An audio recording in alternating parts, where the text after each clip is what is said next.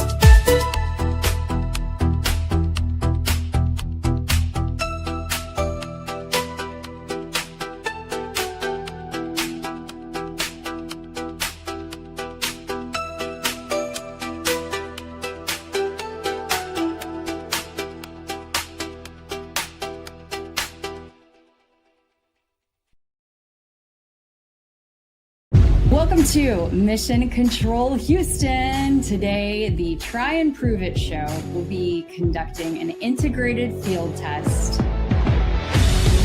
The internet can speculate on all kinds of secret transmitter systems, but here on the Try and Prove It show, we have to prove it. Please set the hot queue to armed. System is armed. Minus 5, 4, 3, start sequence. 1, 5. Nominal under pressure. Well, welcome back to Try and Prove It, friends. Thank you so much for joining us on this Thursday evening. I am joined by Jordan Henshaw, and we have a special guest with us this evening, Amory, aka Fed Boy, who we will introduce to you in just a few moments. Here at Try and Prove It, if you are joining us for the first time, or if you have been with us a few times, you already know that we do not just react to the news cycle, we put it on the witness stand. You've seen several times now, hopefully, that we focus on the Charlie Kirk case, but we are open to many different conspiracies, many different news events, and we don't just marry our first theory, we cross-examine it, you guys. When the state is cracking down on what teachers can say about this alleged assassination, and in this case, Charlie's former security chief is suing over being dragged into a supposed plot, you can't just pick a narrative and ride it into the sunset. Here, we test it, we stress it, and if the facts don't fit, we're not afraid to throw it out, start it all over again, and bring in some other folks to, explore it and see where we end up. And we love having all of you here along for the ride and to help us poke holes in everyone's theories and ideas. So, with all that said, Jordan, do you have any first initial thoughts? How are you doing on this Thursday evening? I'm doing great. I want to share what just happened on Jesse on Fire stream. Then we did another stream that I did with the guy he was interviewing. The guy he was interviewing had a brand new theory on what physically happened to Charlie Kirk. He might come on the show soon, maybe next week, maybe some other week. A completely new theory that I hadn't heard before. And I was really excited about his theory, about hearing it, because he might know the answer and I might not know the answer. It's perfectly possible that someone else out there has the right answer and my answer is wrong. That's what we want to do here. We do not want to assume that I know the answer, that Kelly knows the answer. We want to always second guess ourselves and think, what if I'm wrong? Every time I do these field tests that we do on the weekend, like a lot of the times, Kelly will tell you, I text her, what if I'm wrong? Like, it's possible that I'm wrong. It's possible that we're wrong. That's what we want to focus on. We want to focus on, like, we want to constantly second guess ourselves. I'm pretty sure I'm right. Like, we have a lot of evidence on our side, but what we do here, especially on these nights, like, why are we bringing on another Fed narrative person? Because they might be right. Why would we have US 9/11 on? Why would we have ECO on?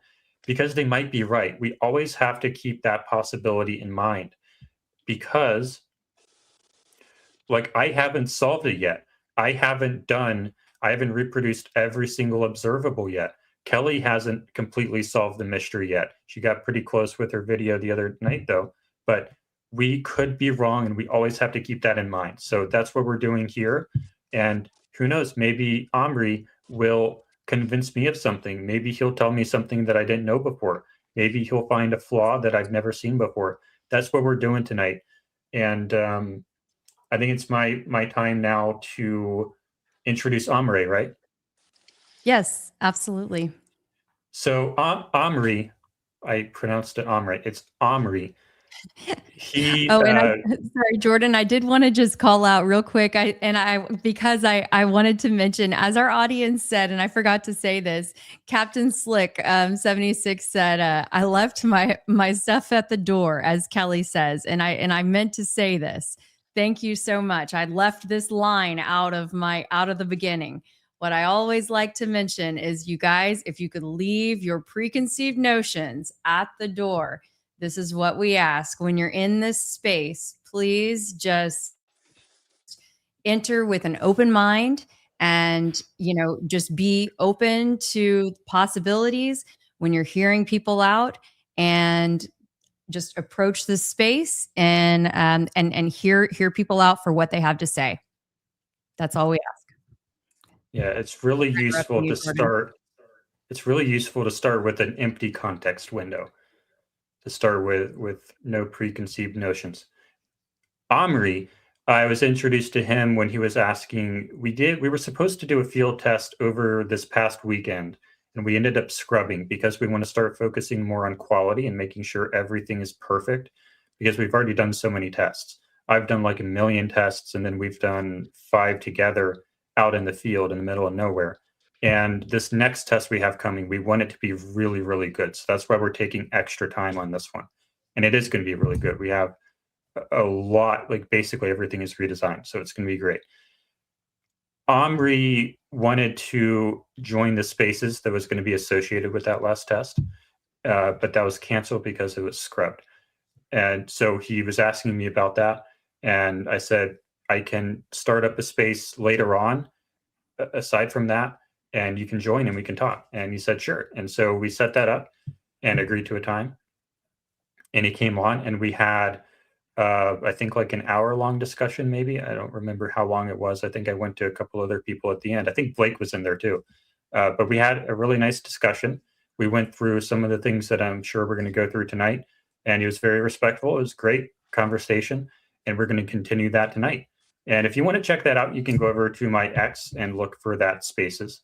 It's at Jordan Henshaw HQ on X, and Kelly's Kelly Raybon on X.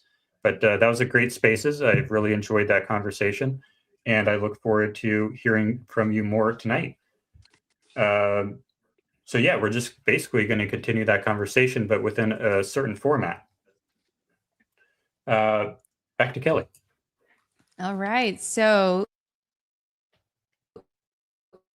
the general format of the evening will kind of be a little bit back and forth, and we're going to allow some time for each side to share their stories, and I'm going to be keeping time. So, Omri, I'm going to first toss it over to you. So if you're ready, you'll be allowed 5 to 15 minutes to present your view of what happened to Charlie and why. Are you ready? Yeah, I'm ready. Okay, so Fantastic. my name's Amory. I'm a full-time idiot, part-time skeptic, and I started looking into this case, and I was, I really wanted to be on y'all's side. I'm not gonna lie. I wanted to be a griff slopper so bad. I was like, Candace Owens is right. There's something weird here. And the more I looked at the evidence, the more I started to realize, you know what? I honestly, I'm leaning more towards the Fed slop. I think this is actually what's happening here. And as I examined a lot of the evidence, that's basically the conclusion I came to. And so essentially what I believed happened is I believe Tyler Robinson killed Charlie Kirk with the 30-06. I think he used a jacketed soft point or a jacketed hollow point of a lower grain bullet weight.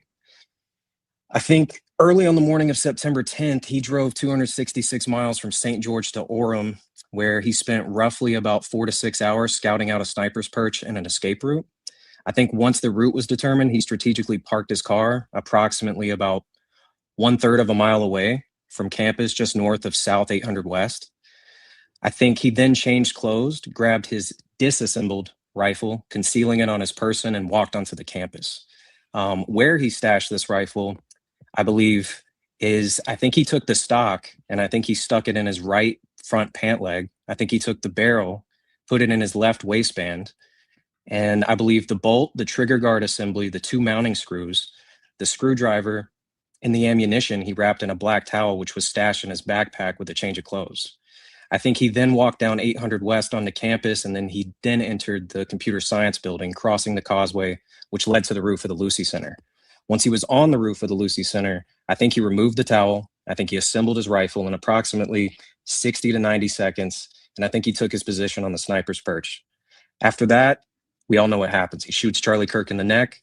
He wraps the assembled rifle in a towel and begins to exfiltrate the scene.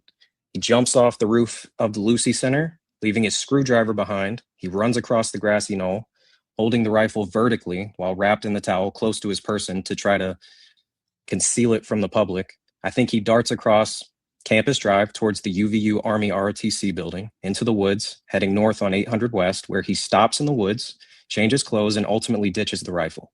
The reason I believe he ditched the rifle is because he didn't have an unsurveilled path to his vehicle. So he hoped to double back when the coast was clear. However, I don't think he could, because I think as reports flooded in of what happened at UVU, I think police presence became greater. I think maybe there was pedestrians where he couldn't get a clear beeline to his car. And ultimately, it wound up foiling his plans of retrieval. Now, the reason I believe most of this is because of, I think, the substantial amount of evidence there is. We have Robinson's DNA on the rifle, the towel, the spent casing, 3 out of the 4 unspent casings, and his DNA on the screwdriver, which was left on the roof of the Lucy Center. We also have CSLI data obtained through a search warrant affidavit, number 3214411, placing his cell phone at or near UVU campus. We have a documented license plate run of Robinson's gray Challenger by an on-duty officer at the perimeter of the scene, placing Robinson's car there roughly in the ballpark between 6 and 6:20. We have multiple security cameras of Robinson and his car, placing him in and around the campus. We also have a timestamped photo of Robinson at a Dairy Queen in Orem at 6:38, which aligns with him leaving the perimeter. Now, we do have the physical note, I guess a picture of it, and with the recent stuff that's come out about the, I think, Exhibit 3996, I believe, R2, this has caused me to question a lot of the Discord messages.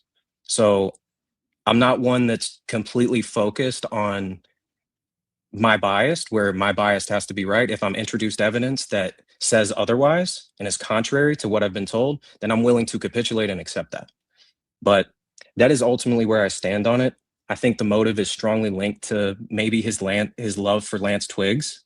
I think if you look into the background of Lance Twiggs and who he was, I think he was developing psychosis through heavy use of psychedelics.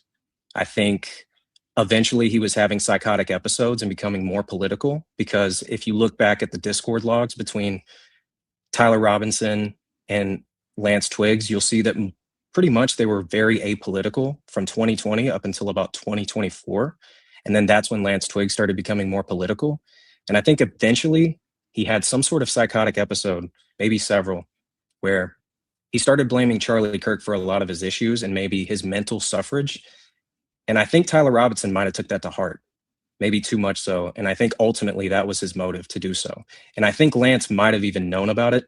And the reasons that the messages seem so coerced is because maybe they had planned, if Robinson had left a piece of evidence behind or he wasn't able to get out of there quickly, they would pull off some sort of text message exchange to where it would exonerate Lance. And that's basically where I'm at.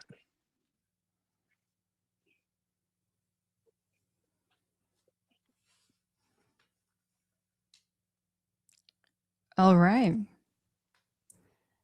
That was a lot. I'm sorry, you Thank said 5 you to so 15 much. minutes. I was trying to make I it think quick. that was solid. No, that was great. I mean, hey, I appreciate it. You came prepared, and the audience certainly felt like you came prepared as well, and they appreciate it. They appreciate it. Jordan, now would you like to take your 5 minutes to present your field testing campaign? Oh, you are muted right now. Yes, I'm trying to get those videos pulled up now as we speak. So I want to show you some stuff as well as talk about stuff. I'm going to share my screen and share screen and entire screen. My apologies, I should have done this in the interim there. I guess we can share audio. Share. And now we can go into this view and add to stage. There we go. Perfect. Now we can flip the overlay there. And there we go. All right. So how do we tell the difference between things that are likely to be true and things that are not likely to be true? So one person says that this is what happened to Charlie Kirk, and then someone else says that's what happened to Charlie Kirk. We propose cavitation as a theory for what happened to the shirt. We propose a exploding microphone as a theory for what happened to the shirt. We can propose all these different theories. And this person might sound smart, that person might sound smart. But at the end of the day, how do we figure out who's right? Nobody seems to agree. We have a click over here, we have a click over there. They're all fighting with each other. There's all this drama, and nobody agrees. Who is the final judge? How do we figure out who's actually right? The government's not going to tell us. They only care about Tyler Robinson. They don't care about the shirt. They don't care about the necklace. They don't care about the microphone. They're not doing reconstructions. All they care about is the Losey Center roof and what happened there. So how do we figure out who's right? That's what the field testing that I do is for. If you want to say that someone else should believe your theory, you should be able to demonstrate that your theory can actually reproduce what we see happen to Charlie Kirk. If you want to say that a rifle shot or a bullet is what caused what happened to Charlie Kirk, you should be able to do some kind of test, even if it's in a computer simulator, that demonstrates that a bullet will cause the same thing that we see happen to Charlie Kirk in a simulation. We should be able to repeat it. Repeatability is super important to this. When I first started trying to figure out what happened to a shirt, like the first thing that we see happen to a shirt is it yanks all the way up to his ear. The necklace is thrust out and it comes out like this and back around his side. The pendant shoots into the neck. The back of the shirt puffs out first. How do we explain this? Like, we can come up with all these different theories, but it's just people talking. We don't know who's right. So when I tried to figure out who is right, I went into the simulator. I simulated exploding mic theory. I simulated cavitation theory. I simulated rifle shot from this area, from that area, cavitation up here, cavitation in the head, cavitation in the lower chest, cavitation right here. None of the cavitation worked. None of the explosions worked. It was never even remotely close when I did the necklace simulation in the simulator. So, like, okay, let's look at what does the behavior look like. When we look at the images of Charlie Kirk from the day during the event when he was supposedly shot, what does it look like? Well, the pendant shoots up and the entire necklace shoots up and the shirt shoots up. Everything is shooting up. It looks like there's a leaf blower in his lap. So you go into the simulator and you put a leaf blower in his lap. You put a wind force vector down there. And what do you know? It works. You put a leaf blower in Charlie Kirk's lap and it reproduces exactly what we see happen to the chain. Cavitation couldn't do it. Exploding mic couldn't do it. Cavitation in the chest, not a chance. Cavitation in the neck, not a chance. It doesn't work. But you put a leaf blower in his lap and it works. So is there an explosive device down there? No, because the shirt didn't move. Or the shirt was still fine. It didn't get burned or it didn't get cut or anything. Shirt's fine.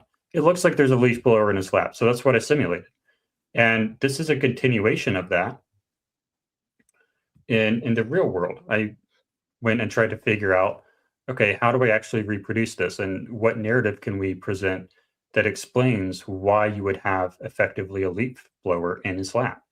This is one of the tests.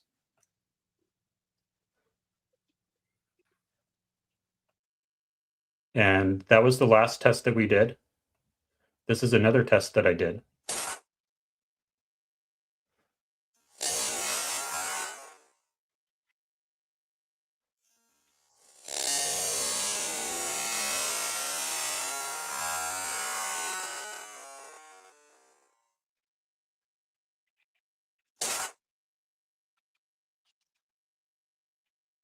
And there I'm demonstrating that you can't see anything on my belly, as we can see on Charlie Kirk on the day, because we can see his belly in one shot. So I'm demonstrating it again there. And here's another demonstration.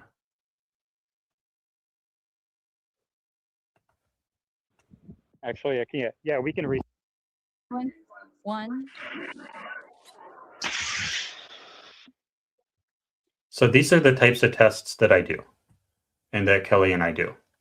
We want to prove that our theory is likely to be true by demonstrating that it can actually reproduce what we observe on the day. So that's what the field testing is about.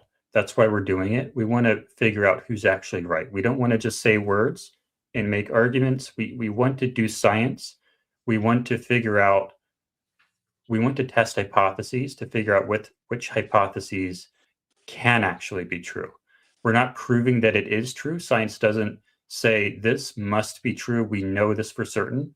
No, it says we're going to come up with multiple hypotheses and then test them to figure out which ones can be true and which ones can't be true. So far, it seems as though faked death theory is the only one that can be true. And that's my presentation there. All right. So I would like to turn it back over to our resident Fed boy of the evening. Would you like to ask any questions of Jordan about his campaign, testing campaign? I guess ultimately you're approaching it from like a scientific method standpoint, correct? Correct. Okay, so I guess question one, I'd like to know what your hypothesis is, and question two, I'd like to know what your prediction is, just to be very concrete. My hypothesis is that what physically happened to Charlie Kirk was a squib device intended to cause the appearance that Charlie Kirk was shot by a 30-06 to the neck. And my prediction is that he's still alive. But that's not really the prediction you would do in an experiment. Here's a good prediction that I can throw at you. I would predict that there is a very small hole in the back of on the backdrop of the tent. I would predict that there's a hole that you wouldn't see in a normal camera angle because it's too far away. But I would predict that there's a hole there that would have been placed there to sort of pretend as though it had been shot, because my theory incorporates an exit wound, which means that there would have had to have been a hole and they would have collected the bullet later, but it would have just been fired into water and they just throw it on the ground. But the prediction I would make is that there is a hole in that backdrop. Okay. So if you wind up, let's say, 100% replicating exactly what you see on camera, which I believe is just an anomaly, what in your mind does that prove? It doesn't prove anything. It does prove that it is a candidate explanation. It proves that the explanation can reproduce what we see. Okay. So it proves that you can replicate what you see on camera. Yes. Okay. Well, it proves that the explanation I'm providing can be true. Because you can replicate it? Because I can demonstrate it. Okay. All right. I mean, I think that's very fair. I would agree with that. I just wanted to clarify to make sure I wasn't making any assumptions or anything like that. Okay. Any more questions? So do you believe that he faked his death ultimately? Is that like the ultimate position? That's the hypothesis. what I say, and I think Kelly's with me on this, is we can reason about what happened under that tent because we have direct visual evidence of what happened under that tent, but we can't reason about what happened in the van. So I won't speak for Kelly, but as she would say, like she doesn't think that he went there that day thinking that he was going to walk out, meaning that he was probably going to be carried out. I tend to agree with that. I cannot reason about what happened in the van or what happened afterwards, but what I see is not consistent with death. Okay. Is that correct, Kelly? Yes, that's the way that I have consistently summarized my theory. Yep. Okay. So ultimately, you don't think he's dead, right? I think it's Yes. more likely that he's alive. Yeah. Yes. Okay. So I But guess the again, reason we can't attest to what may have happened once he got into that vehicle. You know. And after. Right, Yeah. right. I get that. Okay. Well, I guess what would your response be to, you know, court documents releasing information and transcripts regarding the autopsy? Do you think that I the would autopsy is fake? I would ask, why should we believe what the autopsy says? Well, why wouldn't you? Well, I mean, it's it's a just a genuine piece of question. I'm just paper. curious. I'm just curious as to like why wouldn't you? Like, do you think that someone faked it and they're like, what's your reasoning for not believing it? I trust what I see with my own eyes more than I trust a government piece of paper. Okay. So I guess my next question would be that if he is still alive, it just I have to rack my brain on this. And if he did fake his own death, I think we mentioned this briefly at the end of our last conversation we had in Spaces, but I guess I wanted to bring it up because you had to go. Um, I know suicide in and of itself isn't a crime, but it almost always results in fraud, right? And so when Charlie Kirk was assassinated, they set up a Give, Send, Go and a GoFundMe page, and they raised about $10 million. Now, that money was donated directly to the Kirk family. That's where the money went. And at the death of Charlie Kirk, his net worth was roughly $12 million. Now, if that's the case, and he's still alive, Charlie Kirk would have effectively doubled his net worth upon faking his death. This would be considered felony fraud on a major scale, because what you're effectively doing is you're faking your death and using it as a catalyst to solicit donations from uninformed people of the public. So my question is, why would a multimillionaire who positions himself in the public eye as this like conservative Christian with like these moral traditional values risk not only like legal prosecution, but also the reputation and credibility of not only himself, but TPUSA Foundation and the Republican Party?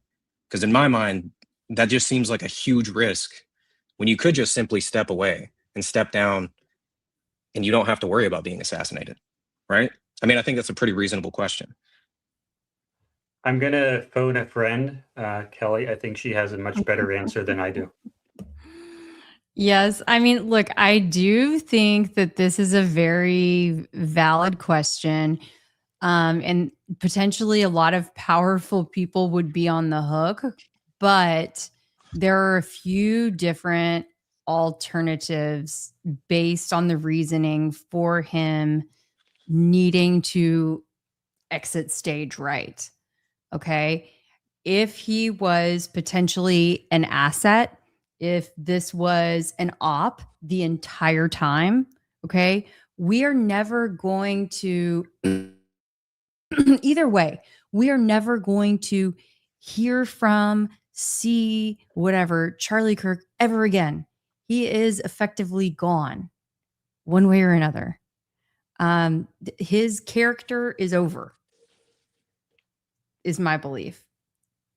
It just is. Also, maybe he wasn't. Maybe he wasn't the one that set these things up. Maybe people were. They were funding Erica and the kids, or they were funding the conservative movement. They were funding what Charlie stood for. I mean, there's all different ways that you can justify it, I guess. And then the other thing is these donations, like the Give, Send, Go, and all of these things, they're not even tax deductible, which is kind of a really weird thing. So you would really have to look at the specific language and the specific, I guess, the call for action, the specific wording of each of those individual campaigns. And it's not going to feel good. Yeah. I would add to that, people commit fraud every day. So, and I would add to that too, it's pretty likely that they were already committing fraud. yeah. Okay, for years. Yeah, I get that, but I think it's just and I know y'all consider him a character, and that's fine, but I guess none of us in this conversation right now knew him specifically, so we can't really speak to his character of who he actually was because we just don't know, right? But That's right. Yep. it's kind of, I don't know, it's just so hard for me to wrap my mind around someone like that committing fraud at that scale. And on top of that, you have to consider, you got this 22-year-old kid, Tyler Robinson, who's arrested and is currently being charged with the murder. And if Charlie Kirk's alive, then he's more than likely aware this is happening. And if that's the case, that's not only obstructive of justice, but isn't that conspiring to set someone up, which, if proven, would not only open up more legal consequences, but like an astronomical lawsuit for the Robinson family. And it would. Who's to say that he was not a willing patsy? I don't know. It's hard for me to believe that a 22-year-old kid with the rest of his life ahead of him is just going to say, yeah, I'm willing to throw that all away. Like, I mean, maybe he was radicalized. Maybe, I've considered that. But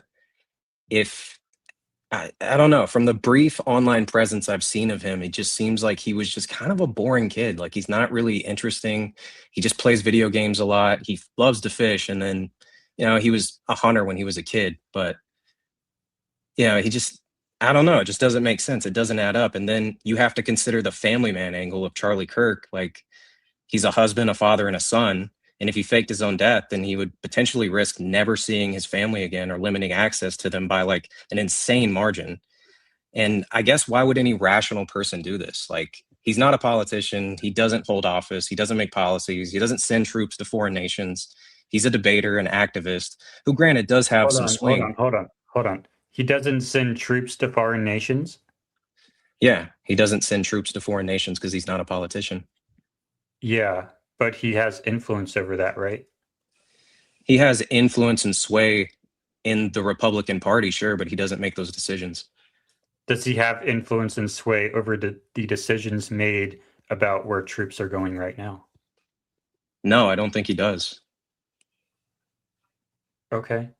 Well, I would like to share with you that he was a hugely influential figure in the White House in this administration, reportedly, specifically against sending troops overseas like we are now. And I would propose that influence was what perhaps a motivating factor here.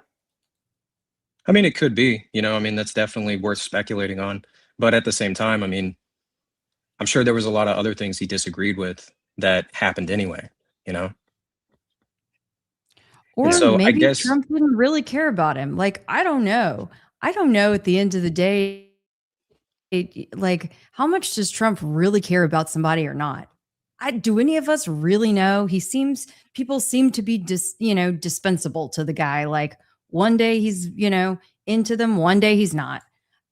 it's hard to say. I'm gonna be really honest. As we started this space, as we started the show tonight, saying that we're constantly checking ourselves, like I battle with Yeah. that every day. I'm gonna be honest. Like the guy changes his opinions at the drop of a dime. So I don't know. And no, and Your that's very fair. main, I already forget what your main contention there was. It You was the family were, man angle. It was basically just why would someone who's a husband, father, and a son basically almost eliminate or limit access to his family? Like he won't be able to, see his daughter get married, go to her graduation. These are all factors that play into it. He'll never be able to see his parents again. Maybe. I mean, if he truly is alive, then maybe they could arrange something. But either way, and that ties into like organization, like, you know, all these people that are tied to maybe helping okay. cover this up, a leak could go through. You know what I mean? Like, there's just a lot of questions there that just make, like, I could poke a lot of holes in this. Are you aware of how much controversy there is over whether or not his kids are actually his kids? I'm aware, but I don't buy it. It just seems like Okay. nonsense. I think it's perfectly reasonable to not want to have your children photographed in public and want to hide their Ke- faces because I mean Kelly, there's pictures of Erica Kirk pregnant, I mean you yeah, but could it you could could have been a argue and miscarriage. say Pictures, please. Pictures. Wait, oh Do yeah, tell. no. Yeah, Tell me. yeah, there are no pictures of her pregnant. There's a picture, okay, visibly pregnant. But there is a picture of an ultrasound, but I don't remember when Kelly said it could have been a Yeah. miscarriage. We don't know. But Kelly, there's why is it also not crazy? You had Tell quite the me. reaction there. Yeah. I mean, I think so here's the way that I think, because I do know, people in various levels of um foreign service, and I just think, like, could the entire organization be an op? And it just seems so strange to me that he was selected at 18 years old. This one guy just so happened to be picked to run this organization, all of this money pushed into him. And, it's a fantastical idea, right? And this entire story is fantastical. And so I just have a really tough time with it. And then the fact that his parents are not vocal, they're not around. Look, okay, as a mom myself, I don't care. I'm a private person or not. You better believe if my kid was killed, I'm going to be loud. I'm going to be loud. Sorry, come after me, Especially with this Come much after me. controversy around it. Yeah. I'm going to speak out at least once, I'm going to speak out. I don't care. So we're not convinced of anything about his family life. yeah. So yeah, the family sorry stuff, that I'm not buying it. that picture I saw, my bad. I made a mistake. That was just JD Vance. My fault. No, the I'm just having a good time. He's The post basically I found being is It's okay. It's okay. And I got a little animated on the moment talk. the face. I think it was the picture I found was it was on Facebook, so I can't verify that. It could be fake. So that's fine. Yeah, you're right. I can't find any pictures of her actually pregnant. That's okay. That's what I'm here for. Little pushback on the mama talk. Any other questions of us? I don't know. Right now, I think that's about it. All right, let's go to the next one then, shall we? I think the next one is the problems with the evidence against Tyler Robinson. I think Kelly, you had that one. Okay, so we can talk about. Let's start with talking about. You mentioned all of these different photos, locations that Tyler Robinson was documented at being at. How do we know that that's Tyler Robinson? We don't know. We just know that the evidence based on DNA, his car, and cell phone CSLI data just suggests that it's him. Could someone else have his cell phone in their Yeah, possession? and I've thought about that. Yeah, someone else could have his cell phone, his car, his gun, place his DNA there, but like I just find that highly unlikely to have Places all of DNA. Really? that. Has I your cell phone or something, ever been misplaced or borrowed or stolen or anything like that? Places no, actually, DNA it where? hasn't. Oh man, On mine has. Darn. it Okay. places DNA where? On the rifle, On what rifle? on the 30-06. Okay, that's just a rifle in the woods, though, right? Or in a chicken coop. Yeah, but also on the screwdriver that was found on the roof of the Lucy Center that matched the DNA on the rifle. Could we do a fact check on that? I forget what the final verdict on that was. Is that Yeah, I have still sources. The sources from Associated Press. It was corroborated with BBC News, The Guardian, with and Salt Lake Tribune. As of what no? date? Give me a second. I'll click and pull it up. Because from what I understand, there is absolutely no DNA evidence of Tyler Robinson collected at the location of the crime. Not even on college campus. Yeah, I don't think so either. I think it was only on the gun, but it was with like multiple other people, or 5 or 7 other. And it was on a gun.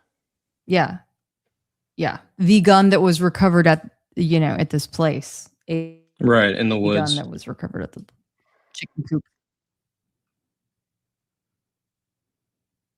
So yeah, this is from the Salt Lake 5. Tribune. It's March 31st, 2026. And what's the But what's the context? source? Yeah.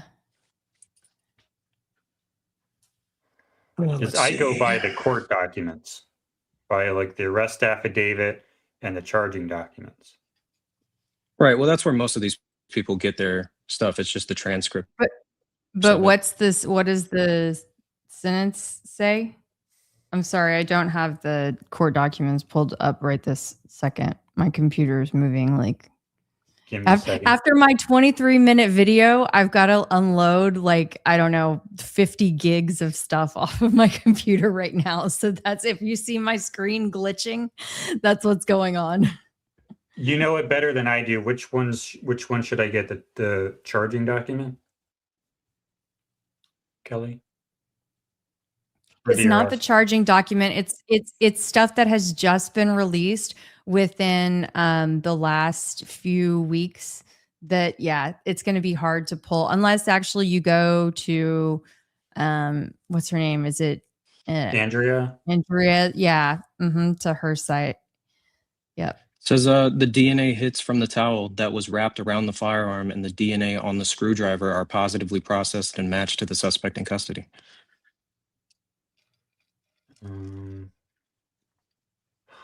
Where? All right, I'll pull this up now. Going to this one, And I mean, I think that's probably a quote from Kash Patel, more than likely. So, do with that information what you will. well, she has this depth versus herd. We don't care about that. Is it here? Opening brief. Wait, that's what I said. I need a God. data center. Yeah, that's exactly what I need. Wait, I thought you said on her website. Is this not her website? Yeah, she has a website with where she puts all the court docs. This is Johnny Depp. Okay, well, she has a Tyler Robinson. Hold on, now I just made the screen large. Okay. Well, you're going too fast. Okay, documents. Can you click on documents at the top? It's just Johnny Depp and Amber Heard. Okay. Well, maybe scroll. Maybe go click on the home then. Maybe, I mean, her user interface maybe isn't that great. It's like on her site, but I always download them officially from, well, maybe she took them off. I don't know. Oh, isn't she a Fed stopper too? She is, but okay. My kin. Golly. All right. Well, if I glitch out here, then y'all don't get upset, okay? But anyway, what we were saying was they're like, okay, the only DNA evidence was on a screwdriver. Is it a crime to have a screwdriver on a Not at all. rooftop? No. But Not it at does. all. Okay. But it does But make implications. could someone else have put the screwdriver there? Yeah, someone else could have, but I mean, it just seems highly unlikely, in my opinion. And I do want to mention about the screwdriver. I don't know if it was mentioned in these most recent documents, but I will say in the probable cause statement and in the oh my gosh, now the word is escaping me. But anyway, in the two most important documents that were initially filed, the charging documents, there was no mention of screwdriver whatsoever. It only was stated by Kash Patel. And it was like, that's really weird. Okay. He says screwdriver, but it was not mentioned in the most important documents. I thought it was in the chart. It was in the arrest affidavit. It was not. No, I promise you. I can pull both of those up. It was not in either document. It was only out of Kash's mouth. Then it probably didn't happen.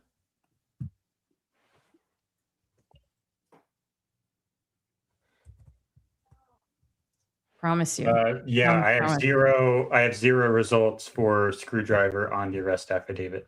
I stand corrected yet again. This has happened like 20 times now. Do not tell Kelly she's wrong. I'm like, don't mess with me when it comes to this stuff. But always question me. Always question me, please. I encourage you. Always, everybody, question me. I love to be right. So we were talking about the holes in the evidence against Tyler Robinson. Mm-hmm. What are some other holes? I keep dropping stuff because I need to keep my hands busy to focus. What are some other holes? Like the Discord messages. Like Barron's coming out with. What do you think about that? Listen, I gotta completely take that and say, you know what? I can't use that as evidence. That right there is something that I'm like, I mean, I have to capitulate to stuff that doesn't make sense to me, and that doesn't make sense to me. You have a guy that the Nate Brooksby says, oh, okay, you know, the family friend calls me at 8. He turns himself in within the hour, and then you Mirandize him actually at 6:25 p.m. That's strange. And then all of a sudden, you know, he has his phone after you've Mirandized him. Well, couldn't he tamper with evidence if that's the case? So that to me makes zero sense. So I have no argument for that. I actually agree with you on that. What do you think about the other messages? It was like I stated in the motive section of my introduction. I think it's possible that it was potentially coerced, and you know, maybe Lance Twiggs knew a lot more than he let on, and it could have just been if something went wrong, he was going to send a certain message and he was supposed to react, and that's probably why it looks so coerced. Hold up. So you didn't admit, you didn't you're not defending the Discord messages, which implies to me that you're like, okay, something must have happened, right? Like somebody else was trying to frame him, right? Potentially, but there's also third-party applications you can use with Discord that could send something later on. I mean, I don't know is what I'm saying, and I can't use that as evidence to say that this is against Tyler Robinson. I just can't do that because that would just be dishonest on my part because I can't defend it. But that kind of implies that somebody's trying to frame him, right? It could, yeah. It absolutely could, but we don't know for sure. We don't know for sure, but it strongly implies that someone's trying to frame him. So the person who tried to frame him, allegedly, with the Discord messages, who says they didn't try to frame him with the other messages too? Yeah, that's a fair argument. Yeah. But it also doesn't prove it either. So can we trust any of these electronic messages? I don't think you can trust the last one sent at 7:57. I don't think you can trust that currently, unless there's an explanation. I was gonna hit you with it's just a typo. Don't worry about it. But I didn't want to make your head explode. That'd be some typo, right? Yeah. Pretty important. And okay, so if we cannot trust, in my opinion, we can't trust any of those messages because, like, okay, put someone on a witness stand in court. They're providing very important testimony that is highly consequential in the case, and you prove that they lied about something else that was highly consequential in the case. Right on the stand, right in front of the jury. Can you trust anything that person says anymore? Right. No, you'd have to throw that witness out. They're no longer credible. Yeah, so the electronic messages, bye-bye. Right? Say that one more time, you cut out. The electronic messages we should kick out the door, right? No. You can kick out that last one, sure, but you can't prove that the other ones were fake, is my point. Like, Yeah, just but we because shouldn't believe them. no, I think you should be skeptical, but you can't just completely dismiss them, is my point. Okay. Did you know, or do you know, if the police, when they collected those messages, let me ask you this: how did they collect the text messages? The police. To my knowledge, they took photos of them, which I think is odd Why is that odd? because they should have downloaded it and had a raw forensic file of it. Yeah. Kelly, what do you have? Well, on that electronic note, I don't know if it has changed since, but as of the last hearing, it was discussed that to date, Tyler Robinson's attorneys still had not been able to examine Tyler's cell phone, yet it appeared that it's unclear if Charlie's phone was ever even taken into custody for forensic examination at all. But certainly Erica seemed to have had it nearly immediately back. Which they would need a warrant for. I just want to add I that don't in. I don't know if they would need a warrant for it. I mean, Unless Erica gave them permission. I mean, it would be crime scene evidence. I guess just so, like it would have been. just like the necklace, all of those things. I mean, it would have been on his person, I guess so. just like But the they would, necklace. Just they like the don't. necklace. There's no reason that the necklace should have ever, the necklace should have been in police custody. The phone should have been in police custody. All of that should have been. But can they access the phone electronically? I mean, I'll ask some cops that I know for double clarification, but I cannot imagine why they wouldn't need her permission. They would need the DA's permission. They wouldn't need her permission.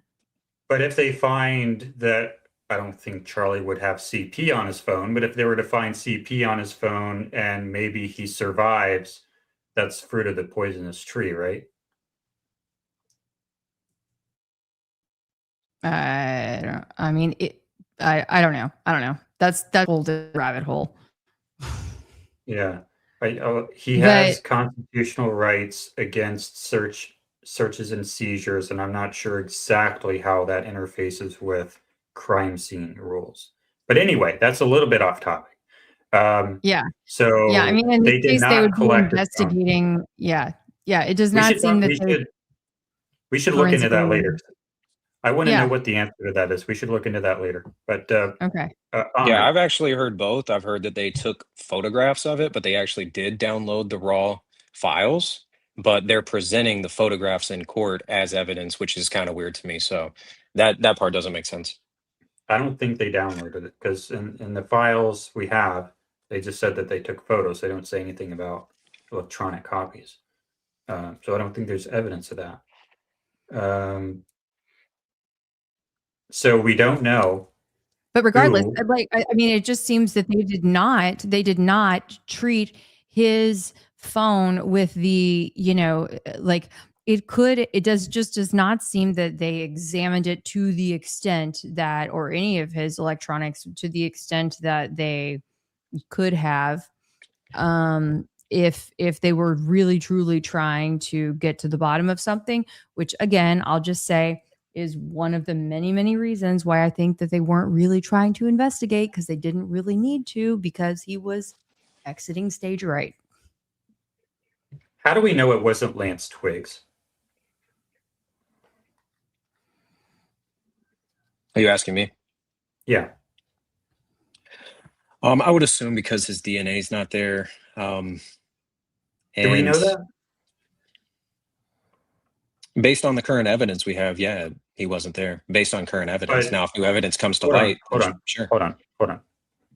Well, 5 other people's DNA or 4 other people's DNA were on the rifle, right? Can you cite your source for that? It's been stated in court. It's on the court record. Okay. Kathy, his attorney, has said that.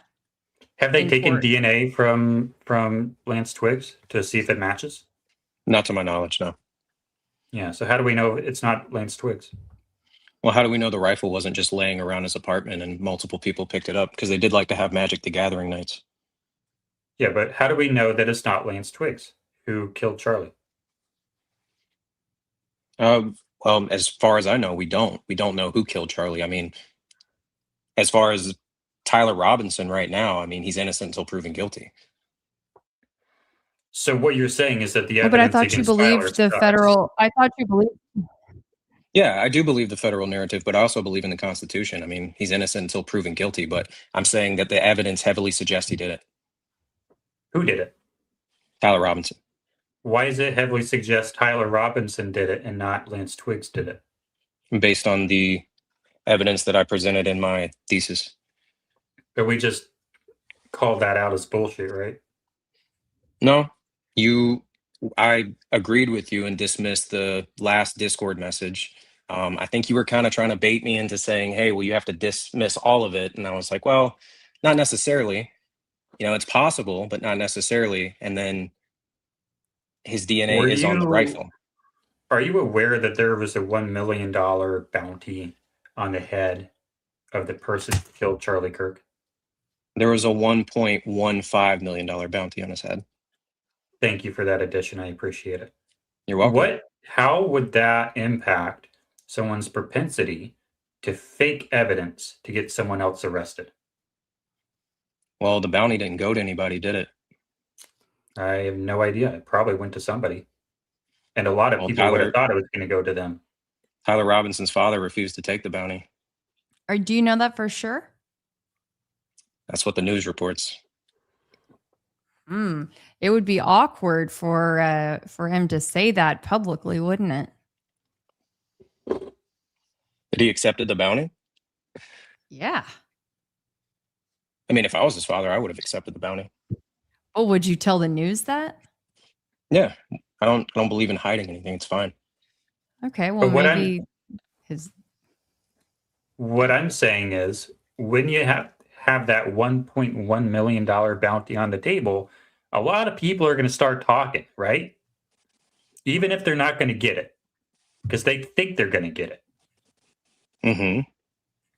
So that would motivate a lot of people to say some bullshit, right? Yeah, sure. Money motivates a lot of people to do weird things. So how are the cops supposed to tell if the stuff they're hearing is bullshit or not? The stuff they're hearing? Yeah, in the text messages that could be bullshit, in the Discord messages that probably are bullshit. How are they supposed to tell? I need to, we have a no cussing rule. I completely forgot. Language. I forgot that too. Language. I think that was 3. I broke my own rule. I apologize. Yes. Kelly, stop me if I do it again. Sorry. Okay, I'll be on the ready. So we determined that the Discord messages, the Discord is out the window, The other No, you electronic determined messages that the Discord message was out the window. I said that the last one was out the window. is unsuitable as evidence. We The determined that the last one, correct. Discord, yeah, is unsuitable as evidence, and the other ones are in question. Would you agree with that? Correct. Correct. Okay, Yes, we're on 100%. the same page. What other evidence points specifically to Tyler Robinson? You mentioned the DNA, but we don't know if Lance Twiggs has been tested or not. So the DNA doesn't necessarily point specifically to Tyler Robinson since there's 5 or 4 other people on it. So let me propose a theory as to what could have happened. Lance Twiggs does it, and then he frames Tyler Robinson. Why can't he do that? He can. That could be a possibility. So But you none of guys, I want to rewind. I hold on. I love this idea, Jordan, but also at the same time, in the United States of America, we also don't have to come up with alternative solutions. We have, in the court of law, they would just have you're innocent until proven guilty, and the burden of proof, right? We would just need to. Sorry, I lost my train of thought in mid sentence, but you know what I'm saying. Okay, reasonable so doubt. thank you. So basically, you have to prove your case, and we're poking holes in it left and right. Yeah, it kind of sucks. And there my has case? to be proof beyond a reasonable Well, I don't doubt think before you've- we are convicting Well, I don't necessarily believe Tyler you've poked Robinson. that You know many. what I mean? Well, you haven't really poked that many holes in my case, really. It's just the Discord messages, which I Okay. agree, Oh, that well, last one. okay. But the DNA, that's just, I mean, there could be a number of different DNA, which I proposed, which was he had the gun in his house. Multiple people could have picked it up, and that DNA could have been left on the gun. But was So Tyler let me Robinson's DNA on the gun? Yes, it was. fair. Okay, fair. So this is where I wanted to go back to. Let's talk about the shot. Okay. I mean, a 30-06. Like, Yeah.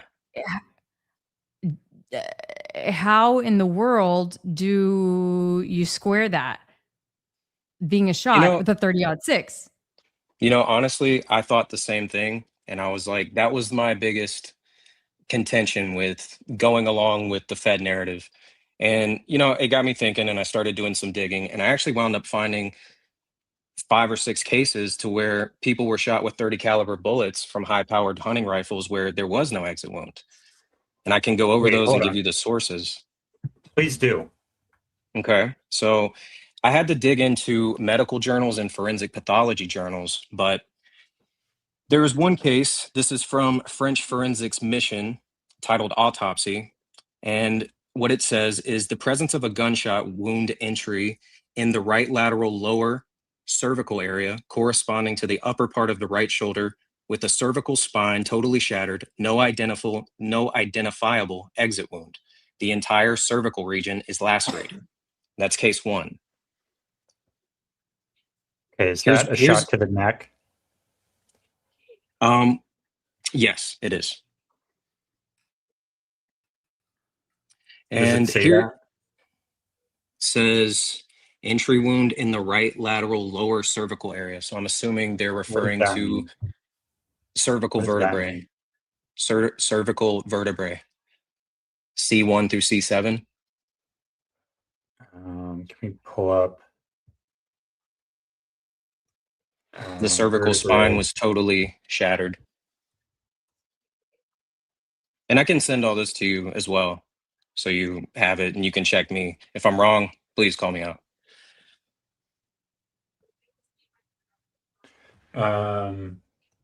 Do you want, Jordan, would you like for him to send you a link or something in the private chat? Sure, if you have it.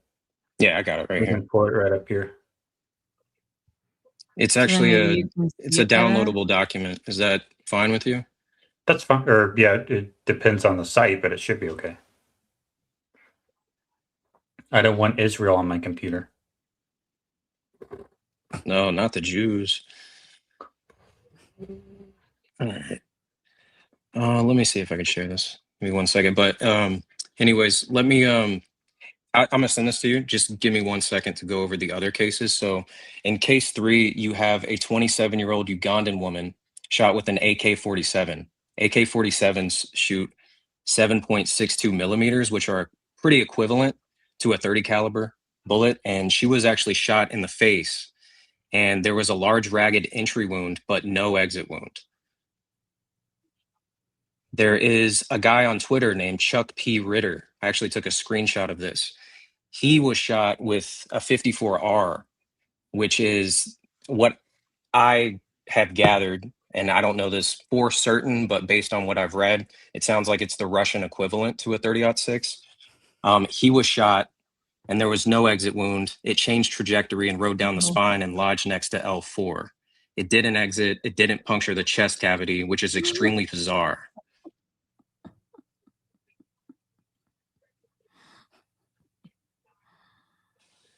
I don't get it. Sorry, she's just giggling about a comment that went up. No worries. Do we have the link? Yeah, give me Not in the- 1 second. Go into the private chat. Yeah.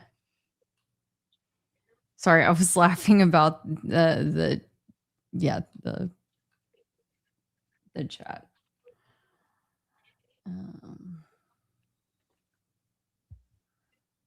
All right, this is from, just send it to you in the private chat. That's Chuck. There we go. And then I'm working on sending you the others. There was also in case 4, there's a 13-year-old girl.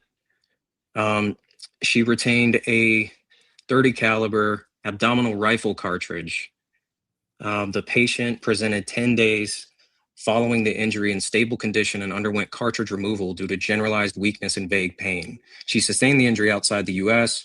Cartridge was freely moving within the abdomen. On physical exam, she had a small, less than 1 centimeter penetrating wound that appeared to be healing well in the mid-clavicular region of the right upper quadrant. The cartridge was then removed with the attached amendum using a harmonic scalpel. Okay, and in those cases, though, we're not hearing anything about how far away they were shot or any. Okay, well, I'm glad you mentioned that. There's one more case. Now, it's not with a 30-06, but it is with a 243, which is another very high-powered deer rifle. It's about a caliber underneath a 30-06. Now, investigative writer John Leake described as a Dallas County MA case involving a man who committed suicide by shooting himself point-blank range in the chest with a high-powered deer rifle, caliber 243. And it was a direct hit, chest hit. There was massive organ destruction, and it was with a jacketed soft point hunting bullet, and the bullet did not exit his torso.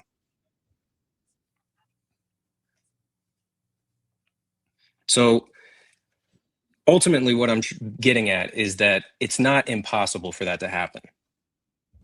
There are cases of it documented.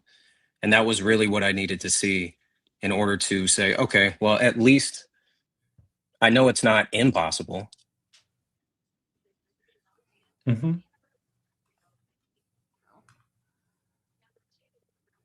Yeah. Were any of those that you mentioned in the neck? Yes, the first one I talked about was in the neck because it shattered the cervical spine. Then the 13-year-old had the wound in the clavicle. The Ugandan woman was shot in the face.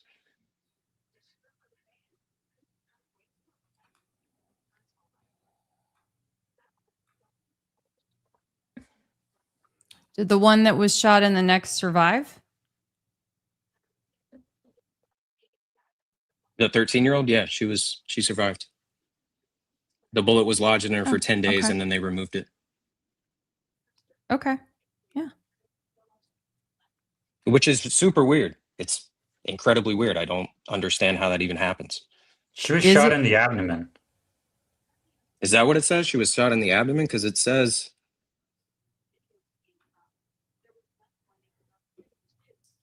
she had a hole penetrating well in the mid-clavicular region Do you know what in the that right means, upper though? quadrant. This is what it I'm a, says. This unique case follows the surgical treatment of a 13-year-old female with a retained bullet. She presented 10 days following a high-velocity gunshot wound to the abdomen. oh, okay. And I misread it. Thank you for the correction. Keep saying cervical. I don't know. I know what I'm pretty sure what that means. I don't think it's in your neck though. Like that's not in your neck. And then this one, document. That would be in your abdomen.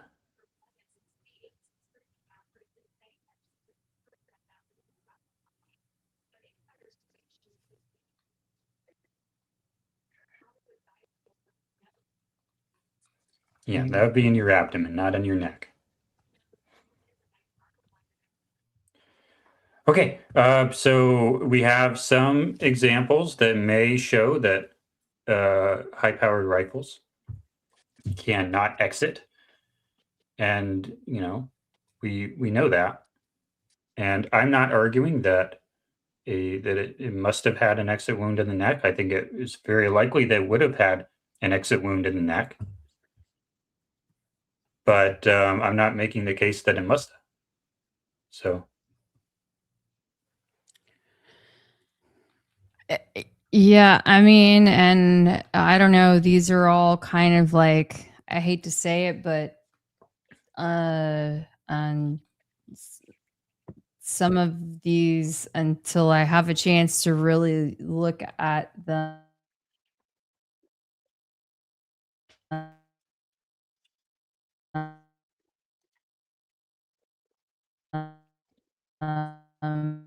official case report kind of looks like a fishtail.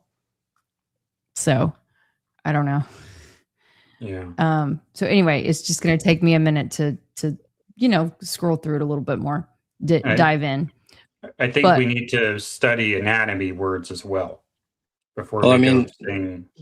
I think some of the people in your comments are letting you know it's cervical spine, thoracic spine, lumbar spine. Well, the cervix is in the abdomen, but maybe I'm just confused. In that case, yeah, sure. I misquoted that one, and that's my mistake. But the other ones, I did send them to you. You can look them over. And Or maybe I just don't understand anatomy. I don't know.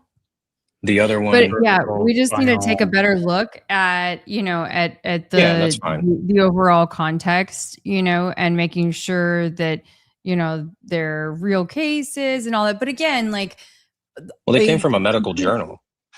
well, one of like this one that I'm looking at Focal Points or something. It's not. This is not a medical journal. This is a That blog guy's post. not. No. Yeah, yeah. And so that's why I'm saying it's like a fishtail, you know what I mean? It's a blog post, right? So and I'm being a little flip about that, but I haven't had a chance to flip through everything. The other one was a medical journal, no doubt. But I need to dive into some of the stuff. But still, these are like one-offs, right? And so I need to really dive in. But Yeah, we're not making the case that, or at least I'm not making the case that it must have had an exit wound because I don't have enough data to say that. I think it's highly likely it would have had an exit wound, but I'm not saying it I must have.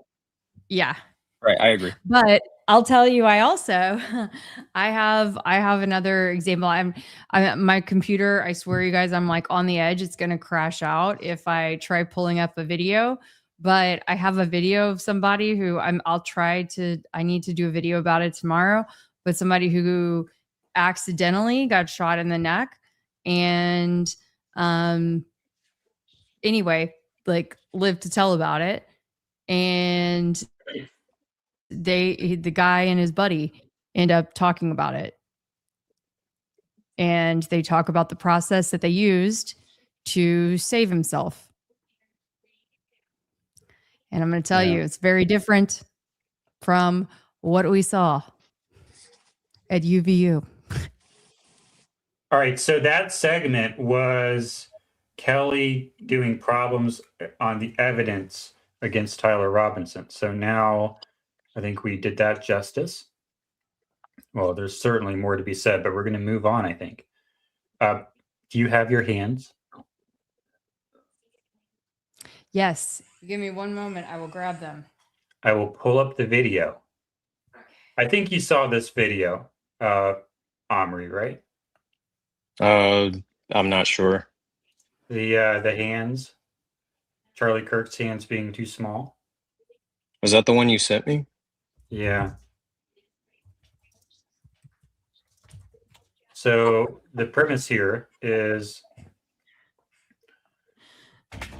Erica Kirk does this video filming Charlie Kirk dead in his casket, and she posts it to Instagram, and she has a microphone on her so that everyone can hear her sobbing over Charlie Kirk, like kissing Charlie Kirk. Everyone needs to hear the kisses. And she posts Yeah, it's real video cringe. to Instagram. Yeah, it's not cringe. It's fucking god damn. It's psycho. It's psycho. You gotta hit the language button, dude. I know. Oh my If gosh. I can't cuss, you can't cuss. I've been holding back F-bombs all night. How about we do this? If I cuss, you get one. If I do one, you get one. Fucking A, Jordan. Language. Let's try to find this here. That's not a good one. Where's the actual video? Is this it?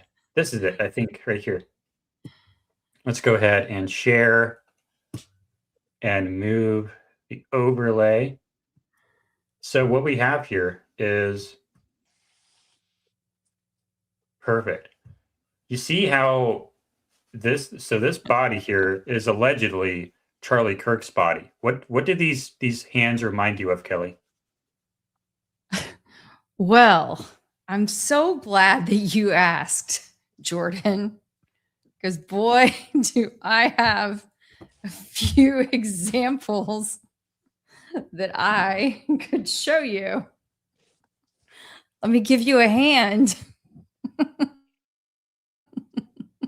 What does that look like, Omri? It looks like a hand that's been embalmed with embalming fluid, such as formaldehyde and methyl. Do you know how tall Charlie was? Yeah, he was 6'5". Yeah, it's pretty tall. Mm-hmm. You know how tall Erica was? What, like 5'8", 5'7"? Yeah, like 5'8", I think. Kelly and I are about the same respective heights. I'm about 6'2". I'm 6'2". Kelly's about 5'8", I think. Yep. I have humongous hands. And Kelly has smaller hands. You see the problem here, Omri? What's the photo you're going to compare it to? Sure, we can pull that up. But do you see the problem yet? Well, no, I don't see a problem yet because I know what you're going to do. You're trying to bait me into saying, oh, his hands are small. And then you're going to pull up a photo of his hand being huge. And you're going to be like, oh, I gotcha. Yeah, just go ahead and show the photo. And then we'll see. I think I can debunk this pretty easily. Okay. Try to debunk it, and I'll try to find the photo that you already know is coming. Okay. Also, you can check your DMs on Twitter. I sent you my retort for this. Because I had a feeling something like this was coming. Kelly, can you check that? I'm going to try to find this. Okay. What am I looking for? Oh. Eric. Go ahead, Omri. Go ahead with what? I'm waiting on the photo. Oh, okay. Let me find the photo then. Is this the photo? This is not the photo. Let's go ahead back to screen share. It's this event, but it's not. Aha. It's not that one. It's this one. Here we go. You like this photo? Yeah, it's a good photo. They look nice together. I messed it up. Do you see the problem here?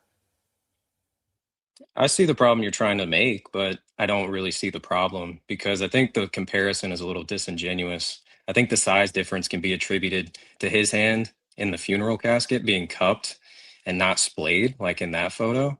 And I don't think it's a fair comparison. Plus, the top of Erica's palm, if you look at it, her knuckles are in direct line with his wrist, and her hand is actually angled at a 35 to 45-degree angle, making it actually seem smaller. So I think it's a bit of an optical illusion.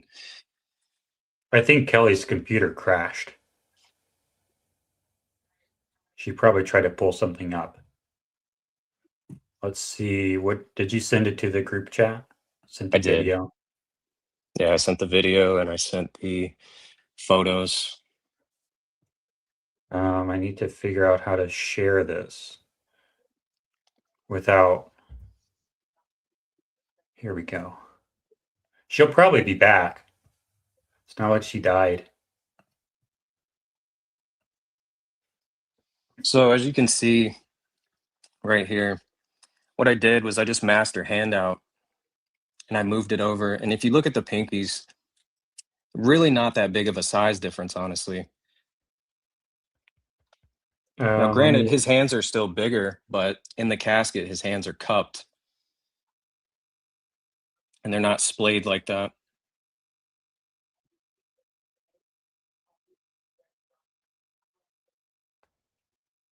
Okay, so what is this video showing?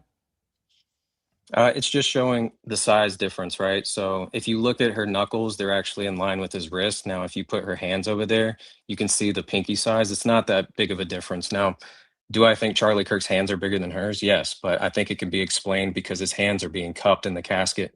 They're not splayed like they are in this photo here. But hold on.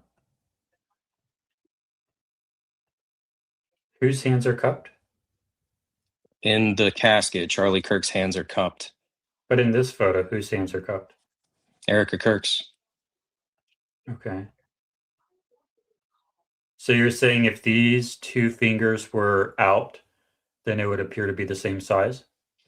I think if her hand was parallel to the camera angle like his is and fully splayed, I think it would be a more genuine comparison.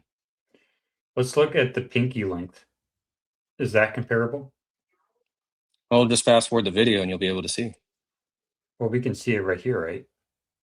Well, it's Like, better if you fast forward the video because I masked it out. I don't know why you're avoiding okay. that. I'm not avoiding anything. Let's see, there you go. How you can pause it here. It's not that big of a difference. Is his pinkies bigger than hers? Absolutely. But it's not that big of a difference.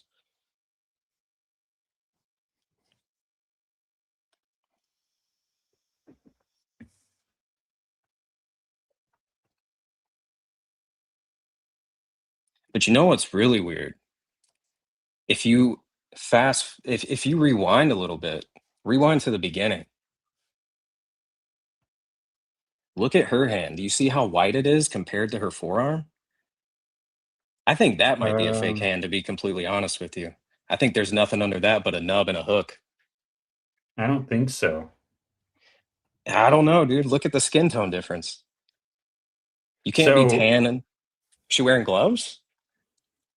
I don't know, maybe. We agree that Charlie Kirk is like 6'5" or 6'4", and that Erica Kirk is 5'8", right? Yeah. And you would agree that people who are taller have much larger hands than people who are much shorter, right?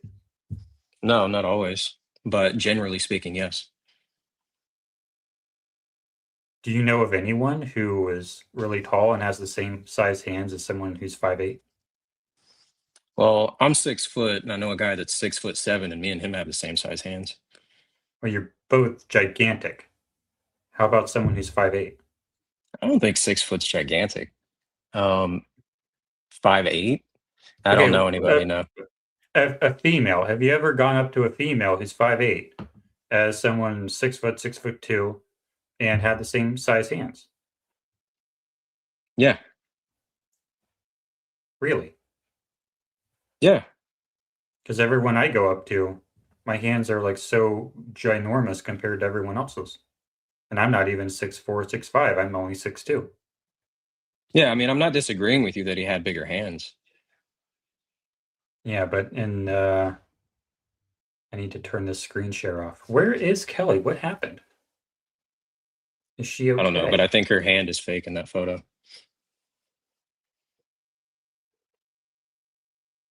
Hi, you've reached the. Oh, she's back.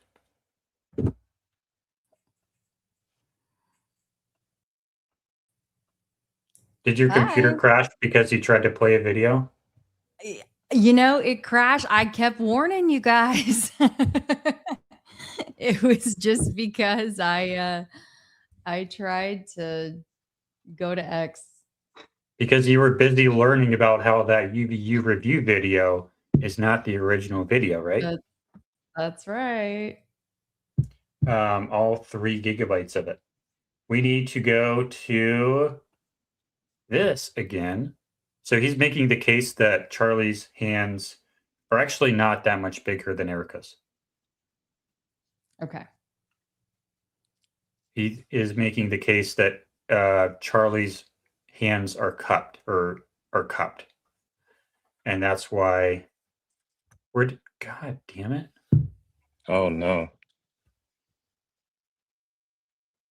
What happened? Back. It had me log in. Now you're back. It had me I had to re-log in. Okay. But he's making the case that Charlie's hands only appear small because they're cupped. What do you think about that, Kelly? I think that's a lovely excuse. Yeah, I don't really buy it No. because I don't know, I just don't buy it. They look Yeah. small to me. Mm-hmm. And they look They're fake. they're not cupped. They're not cupped. Like how No. much cupped can they be? Yeah, Like how that much cupped? Like look at the hand that's laying across the other side. And by the way, honestly, it looks like he's wearing a cheap suit. Okay? It doesn't even look like a nice suit. Yeah. Sorry, not sorry. Like net worth of 12 million, and that's the best suit he could afford to die in or to be buried in. Yeah, no, that is definitely like the fake. Air Force Two. This guy's gonna go fly in Air Force Two in that. Come on. Yeah. I don't buy your explanation. No. It does not pass the sniff test to me. Yeah. Exactly. Like someone said, the So left hand Sorry, is not. my apologies. You were not on the stage. I have to add you back every time. What were you saying? Oh, it's all good. What else is wrong with my analysis of the hands? I just don't think it's cupped as much Looks as you're cupped. saying it is.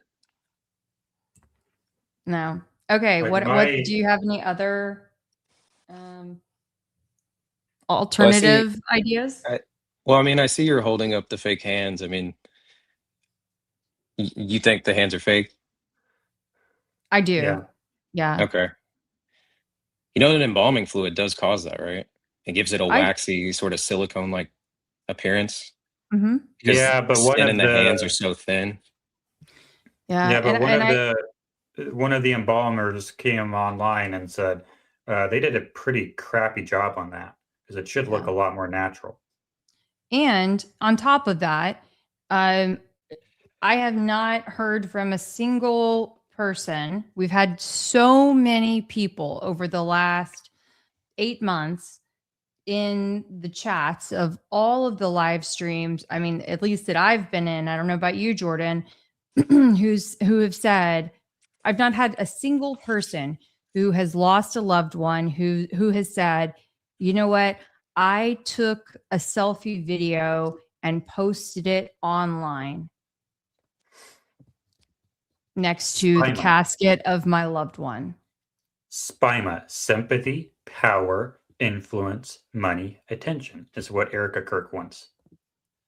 Doesn't mean he's alive, but the whole thing seems fake. And the reason, a potential reason for this strange video could be to help sell it, Mhm. to help sell this concept to people, to really put the cherry on top that this really happened, you guys. In case you were doubting, he's really gone. And then you know what? We're going to show the guys, we're going to show, the security guys, and we're going to show, I think Tyler Boyer is out there. And, you see Mikey doing this weird, like huddled up kind of thing. Anyway, as they're like carrying the casket out, putting it into the hearse, it's so awkward. Anyway, and she's like mic'd up in this Yeah. video. It's so strange. If you know the hand is fake, why would you take a picture and post it like Kelly just said in order to sell the death? I agree with that guy. Yeah. Well, I think that what would naturally happen is if you did a faked death, you would overcompensate to try to convince. You would protest too much. You would do everything you can to sell the illusion that it's actually a death. And that's what I think is happening here. Liars overcompensate. Liars tell too many tall tales. And that's where they get in trouble. Especially with her emotional stuff here. Yeah. I need to get my screen off. I wasn't meaning to share that. What else? Where are we at in the script here? We just did the issue with hand sizes. I think we're going to agree to disagree on that one. Oh, we can do the coordination around Charlie now.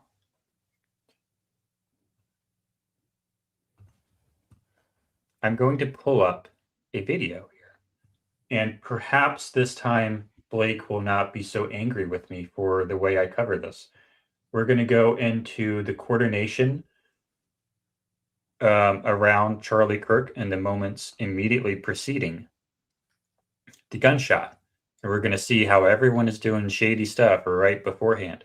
And not just right beforehand, I mean right beforehand. Which seems to imply that a lot of people were in on something. And as we would contend, if everyone around Charlie was in on some kind of operation that morning, then is it really plausible that everyone wanted to kill him? Or were they conspiring to help him? I would propose the latter.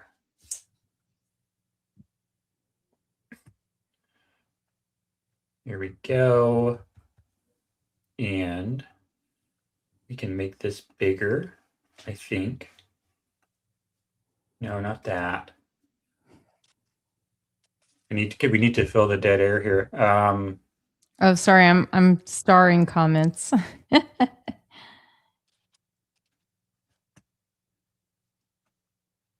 I love that everyone thinks I'm Agent Raybon.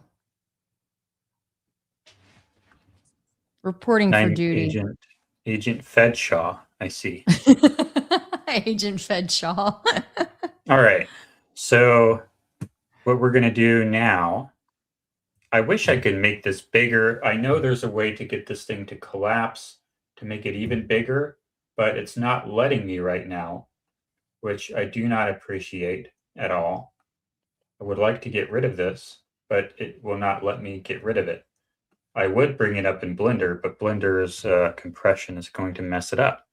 But anyway, we're going to play through this. This is the video of what happens in the moments before the shot that comes out.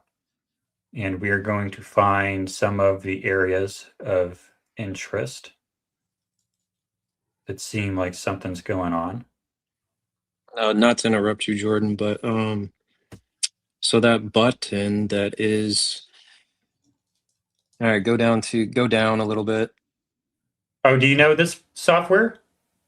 I don't know. I was just gonna have you test something. See, no, go put your mouse to the right a little bit. Go to the right. You s- go back over.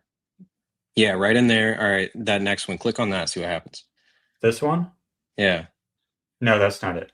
Okay. No. Thanks for the try though. I appreciate it. Yeah, no We're worries. going to like this is my battle with the software every single day. It's really annoying. It does not let you do what you want, and I really do not like that with the screen layouts. What software is this? This is Resolve, Oh, okay. formerly DaVinci DaVinci. Resolve. Yeah.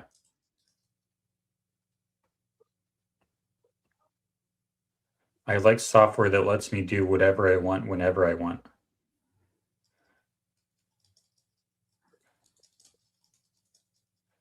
I'm not going to do every single one.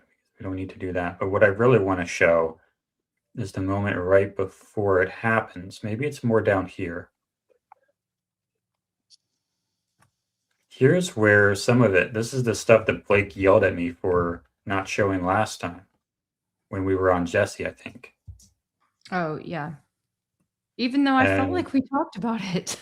we did talk about it, but I missed this one part. And I was accused of being extremely dishonest about it for some reason. Or, yeah, covering for him or something. I don't know.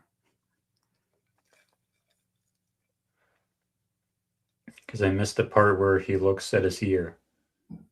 But anyway, I'm going to go back to like the really important stuff is over here.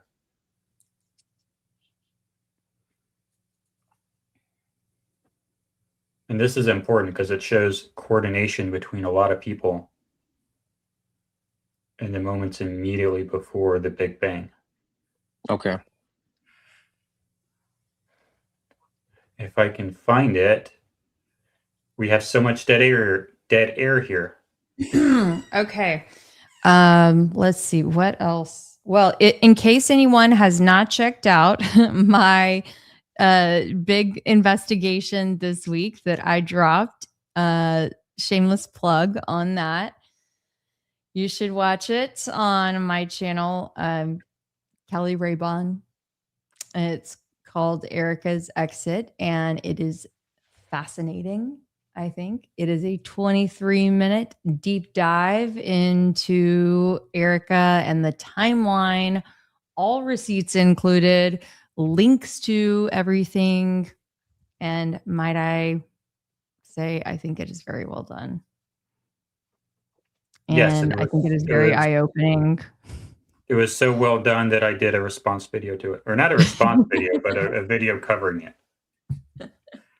Because like the key idea from that is Rob McCoy back in like September or something, or October 7th, Yes. I think it was. Yeah, October 7th of all days. Yeah. He prophesized that Erica Kirk is going to die in 3 years. So yeah. And so I think with everything that has been going on, I felt the need to really kind of escalate the speed in which I dropped it, because I don't think that she I hate to be the bearer of bad news, but I don't think she's going to be around very long if what Rob is saying is true. And I wanted to just go ahead and put that out there. wait, Rob McCoy. I don't think that Oh, Erica is going to be around very long I if what forgot Rob that is saying is true. I forgot that was his first name. I'm sorry. Yeah. All right. We have the video pulled up now. This is the final moment right before. No, we're not going to have Apophis come. We're not going to have a large space rock take out the whole world. Apophis can go away. So check out this dude over here. Watch this dude. Have you seen this dude? It's No. I'm going to get yelled at if I don't remember his name. It's Goldsberry, David Goldsberry, Philip Goldsberry. Philip. Right? Mm-hmm. Yep. Philip Goldsberry. I was close. Goldsberry. Okay. He is the sound guy, basically. Watch this. That's when the shot happens. Mm-hmm.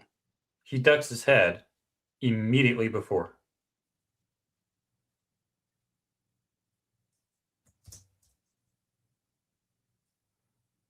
Immediately before.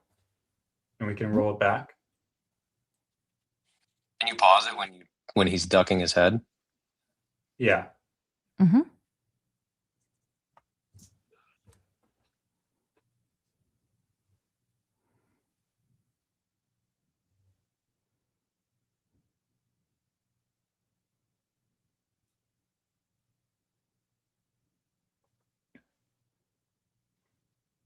Anyone listening, we're just watching a video of Philip Goldsberry ducking his head immediately before Because the shot. there's no audio. Yeah. Mm-hmm. So right there. Yeah. Yep. Oh no, So it looks like he's just kind of scratching his neck. no. It's not. It's not at all. Nice try, but when you hear the audio, no way. I pointed this out. Actually, the first person who I mentioned this to was to John Bray. Actually, back in October, I think it was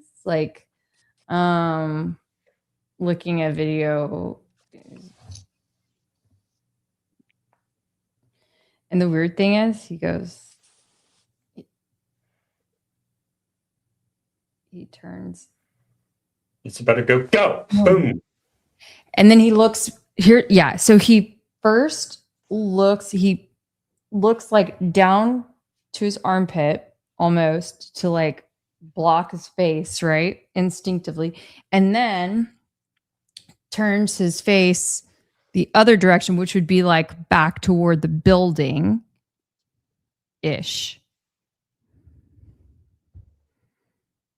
Do you have the audio or no? I think so, but I turned it off because it's annoying. I would just like to hear it with the audio if you have it. Why do I not have audio? This is at... I guess you could say building or crowd.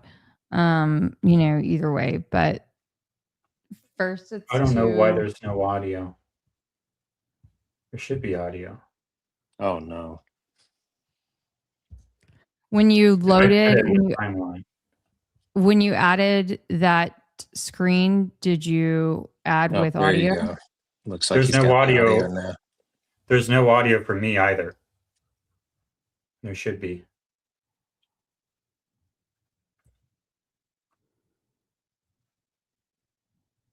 I see a waveform. Yeah, but I don't hear anything. But Jordan, when you added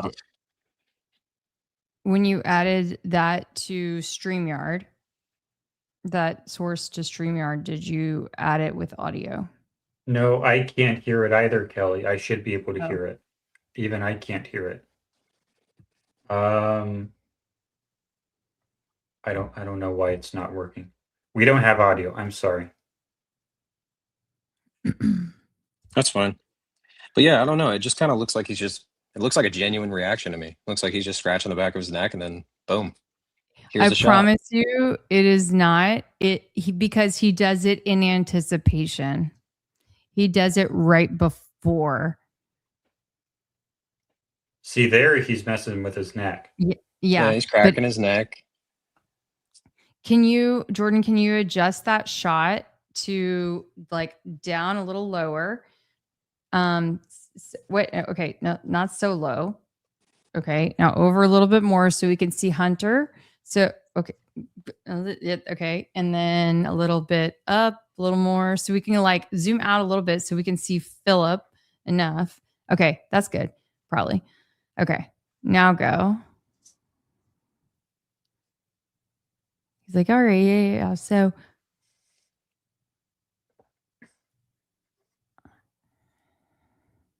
if you know there's about to be a really loud rifle sound, you're going to duck too. He touches his glasses. Here we go. It's coming. It's about to. Okay. Here. Yeah. So, I'm telling you guys, it happens right before he turns his head. Look at this dude's reaction.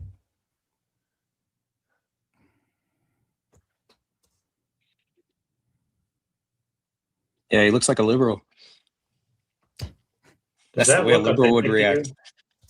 It looks authentically liberal. That's the way a liberal would react, grabbing his chest like that. But, I mean, it looks authentic to me, yes. Are you kidding me? Yeah, it looks authentic to me.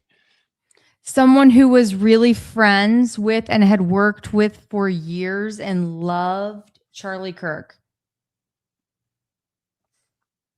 This is Mikey McCoy. Show us. Oh, you yeah, you can't see his face from that angle.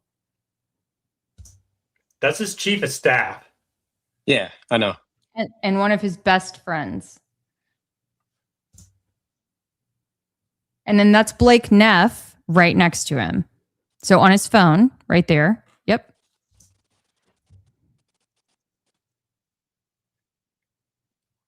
Yeah, so that's Blake Neff in the button down and khakis on the phone. Right next to Mikey with the backpack. And there you go. Boom. Yep, they're already out the back. And okay, in that moment, okay, the girl who's already out the gate immediately, she is with the UVU review. Hey, I want to bring attention to this right here as a former member of the U.S. military. Can we get the button ready? The fuck, hold dude? on 1 second. Hold on, wait. Language. Gonna have your hands in your fucking pockets? Language. Your best friend just died 2 seconds ago. I didn't say anything that time. I know. I was expecting it, but and who is that? Have your that's hands Blake Neff in your pockets. Are you kidding me? What?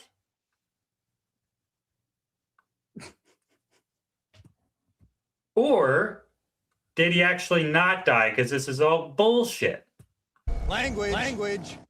I don't know. I mean, I think that's a bit of a stretch. It's a lot of stretches.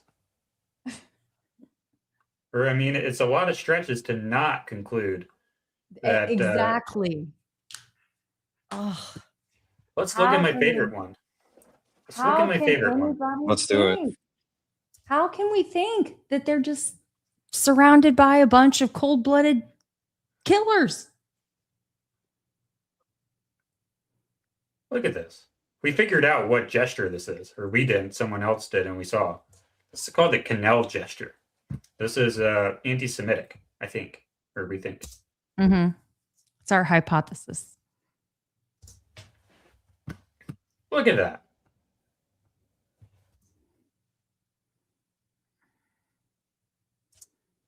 Who is he looking at? He looks at Philip, I guess, maybe, or Cutler, or I don't know, or Terrell. Maybe he's looking at Terrell. He looks over here. He's looking over here, maybe at Harpole, because Harpole's over here. He's probably looking at Harpole, the head of security. Then he looks over here at this table, I guess. And then he does his gesture, which apparently is anti-Semitic. And then guess what happens? Boom. I don't know. It looked like he had a slap tear to me, and he was just adjusting his shoulder. Really?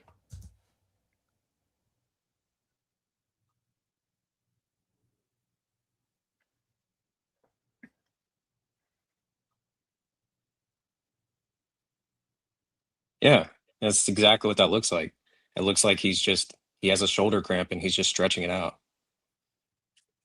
Hey, Jordan, is there an audio mixer at the bottom for you to unmute? Yeah, there's an audio mixer right here, but it's not muted. It's just not working for some reason. Maybe I need to turn this up.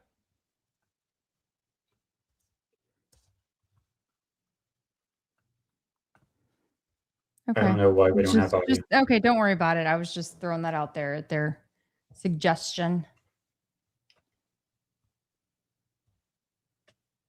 But do you not see the coordination here? No, I don't. I think this is all nonsense. Honestly, this part at least. It's just like that guy looked like he was scratching his neck, maybe stretching it out. This guy just looks like he's adjusting his shoulder because it's probably cramping or hurting. And all the reactions look genuine when the shot's fired. Except Are Mikey you a McCoy. I'll give you that one. I'll give you Mikey McCoy. That one was just weird.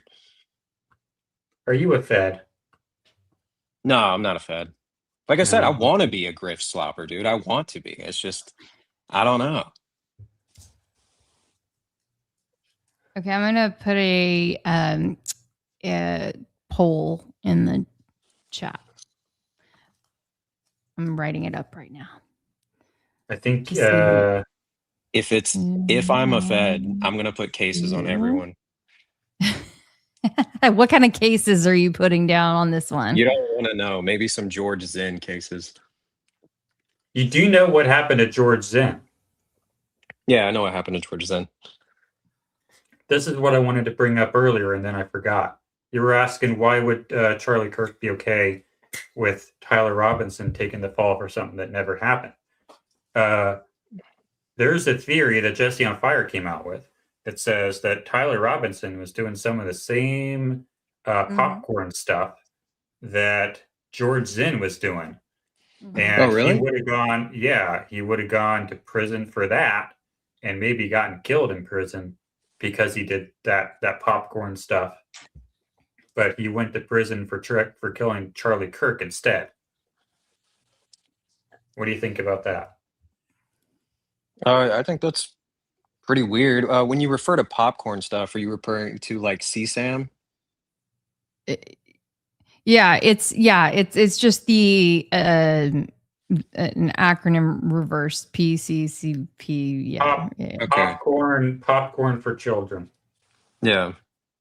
Okay. The stuff that George Zinn got in trouble for. Okay. So that's how you manufacture a patsy. If you want a patsy who goes along willingly, you get dirt on him that's going to lock him up for life for the worst thing you can go in for, and you give him a better charge. That's how you manufacture a patsy. What are we doing here? We need to go to, I think we are at the final one here where I go over the shirt, necklace, and pendant behavior. And we'll wait for the results with this this poll. I don't know. I put the poll up there. Y'all can let me know what you think. If it's, I just thought it would be fun to throw something up there. Do you see coordination in the moments before the Big Bang? You can put, I think it works if you put a 1 in, I think you have to respond by putting a 1 in the chat for yes, and 2, nope.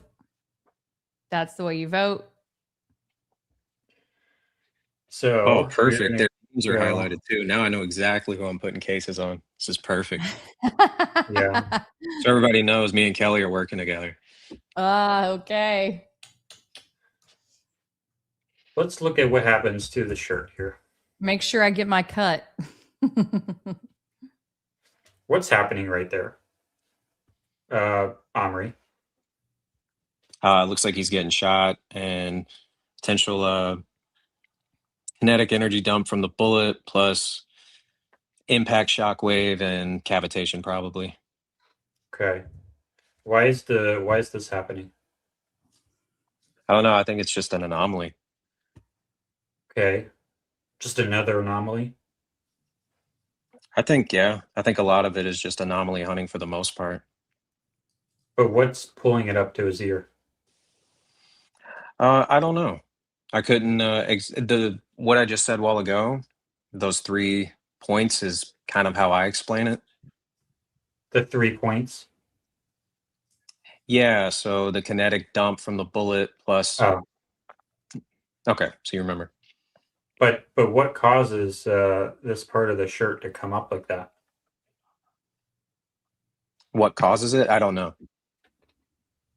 But that's kind of weird, though, isn't it? Yeah, it's definitely weird. Okay, so what can we try to figure out what that means? Yeah, let's try to figure it out. Because you believe that it's what, a compressed air rig underneath the shirt, and Yeah, okay, and it's and shooting something into his neck. yeah, and that's what causes the necklace to spin around the neck and then break off, correct? Yeah, and I can demonstrate that. Okay. And I have my freedom shirt on underneath this, which is why I'm taking off my shirt.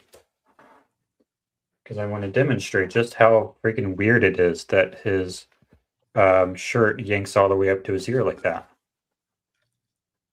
Someone says the poll's not popping up for them. Yeah, the poll, it's on the screen. It's not in the chat like it is when you do it through YouTube. It's on the screen, it's on the video. But if you, but just to repeat it out loud, the poll is: do you see coordination in the moments before the Big Bang? 1 for yes, 2 for no, and then it should count.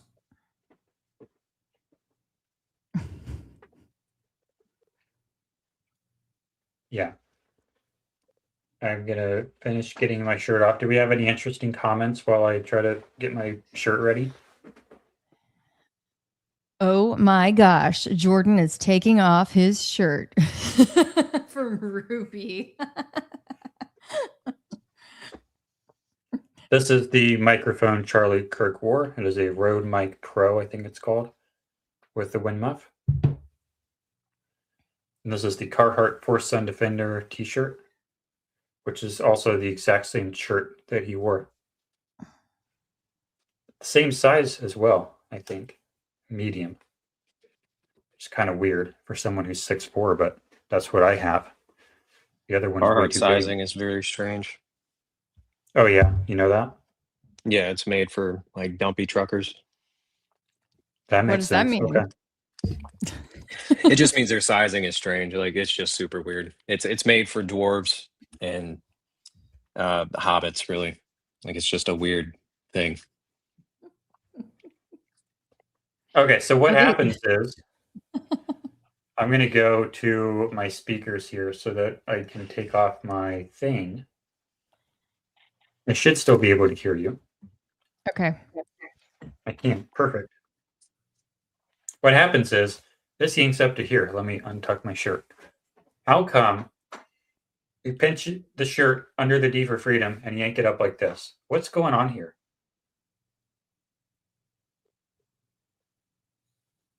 Well, it looks like it's above the lettering, correct? I mean, based on that picture, right? Yeah, there we go. What's going on there? I don't know. You tell me. I think it's strange. Yeah, I mean, we should look at the strange stuff, right? Yeah, absolutely. And I can reproduce this with my pendant gun. I can take this cross pendant and shoot it up here like this and get it to do basically the exact same thing. And I can also get the microphone to kind of move towards there like that, because when that happens, the microphone also kind of moves towards there like that. And we'll look at some other clips as well. And like I said at the beginning of this, we want to start with the visual evidence. If what we see is not consistent with cavitation, then we should look into that. And I'm going to show you some frames now that I think are definitely not consistent with cavitation. Okay. I think I already showed you these ones. Go ahead. Sorry, guys. I pulled up this this comment for just a moment. Maddie, 54379 killed 2 elk with a 150 grain 30-06 accidentally, but we did tag both elk in Wyoming. Just wanted to catch you while you were in the chat. I'm curious, did the bullet stop? Did it go through? I mean, was it a mess? If you want to provide any additional insight on that. I mean, typically from what I've heard, the 30-06 is the round of choice for hunting large game like that. So, Omri, this is the video that I showed you in just the individual frames, I believe, in the space the other night, right? Yeah, this is it. So, what's the first thing that happens here? We have some vapor, maybe, in the front of the shirt here. It looks like there's maybe some vapor there, which is interesting because my system has that same vapor. We also have the back of the shirt puffing out. And when we go into the other video, we have the back of the shirt puffing out. If we can get to that frame, it starts with the back of the shirt puffing out. And I wish this would save my spot.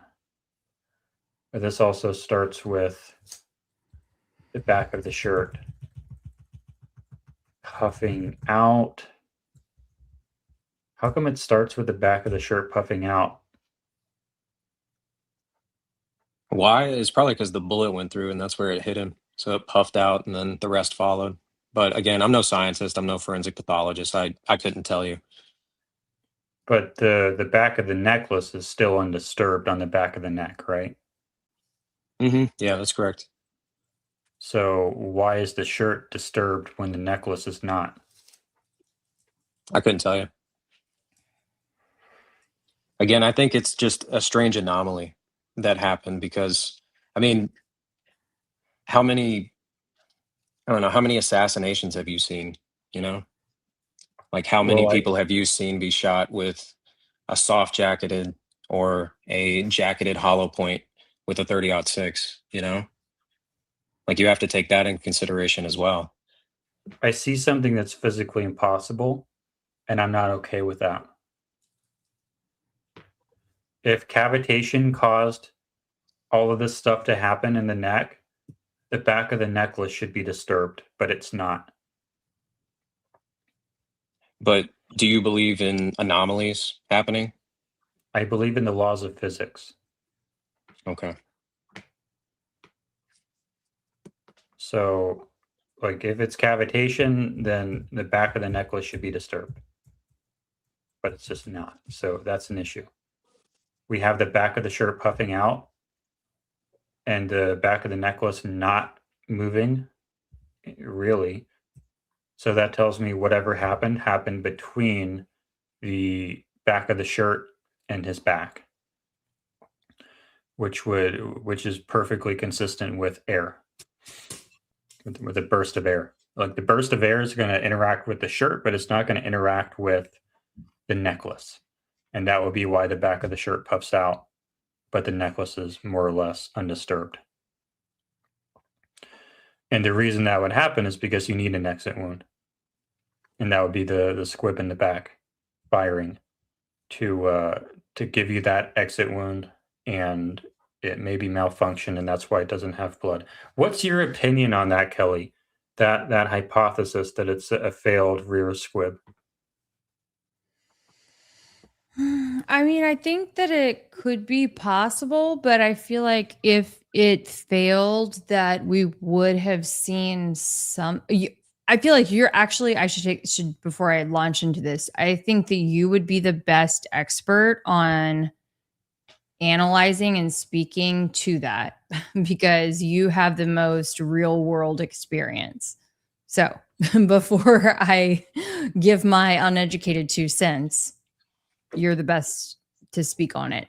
But my uneducated 2 cents would be I would think that some liquid might, come out, but maybe not. Maybe it just doesn't do anything, right? Yeah. Because I guess that's possible sometimes. Now, I'm actually not the biggest expert on the blood effects yet because that's always the part of my tests that have sucked. So never had a blood bladder that works before. I think this might actually work though. That's why we had to scrub the other day.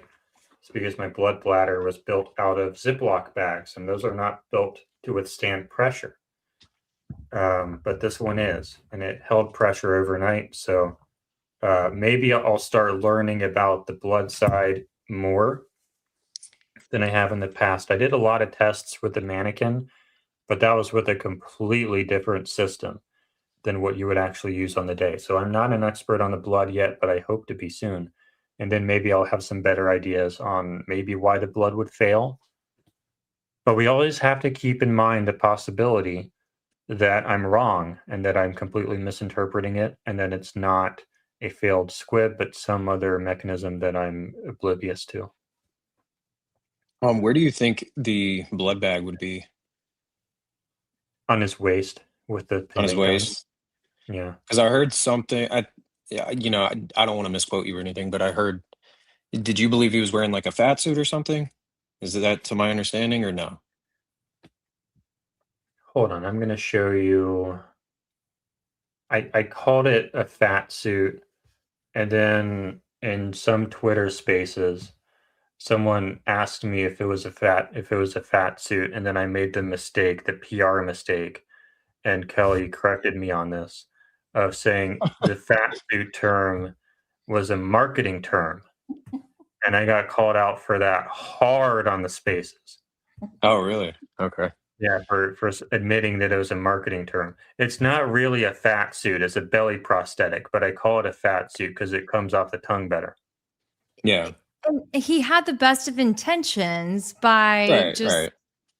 saying it like as a memorable kind of kitschy way, right? Yeah, but And that video did do well, by the way. It did quite Okay. well. So you think that the blood bladder is underneath the belly prosthetic? I'm just trying to understand, like how I I guess want the to whole show rig you is set up. why. I want to show Okay. you why I think that before I tell you what I think. Okay. And we might get banned on YouTube for this, but we'll be careful. Palmer, Yeah, Lucky, Andrew. That we're dude's probably tapped. getting banned for that. We're banned. Sorry, Kelly. oh, just don't even say it. You don't even have to say it. There Say you what? go. Don't Don't say have to it. say what. Just you know what? A lot of people were talking about how much they wish that Braden was here to educate everyone about ballistics. Yeah. Mm-hmm. Wait, about ballistics? Mm-hmm. Does he And know about squibs. ballistics? Yeah. Yeah. And squibs. So About these his deer three, hunting experience and yeah, his yeah. yeah. I'm just trying to talk about something besides, what you were talking about. So these three dots here have always bothered me. I don't know what exactly those are. It might not even be three dots. I'm pretty tired now. I'm sure everyone can I tell. know. I can tell we're both winding down. Um, what are these three dots? I had an idea earlier today. Maybe they're alignment marks because when I put my belly pack on in this general area, I need a way to align it. I need to like put a Sharpie on my belly so that I can consistently put it in the exact same spot for the aim to work. So I was wondering if these could be alignment marks. I don't think they are. That was one of the things I was thinking about texting you about. But that's where Uh, you think the prosthetic is? Okay, so into that's where I think the yeah. belly He pack needs would to go. see, and he needs to see that jiggle compression spot too. Yeah, but can I go full screen here? Mm-hmm. This is the pack. This is the pendant gun. This is your battery. This is your relay board, CO2 solenoid, and this is where your CO2 cartridge goes into right there. Then you wear it.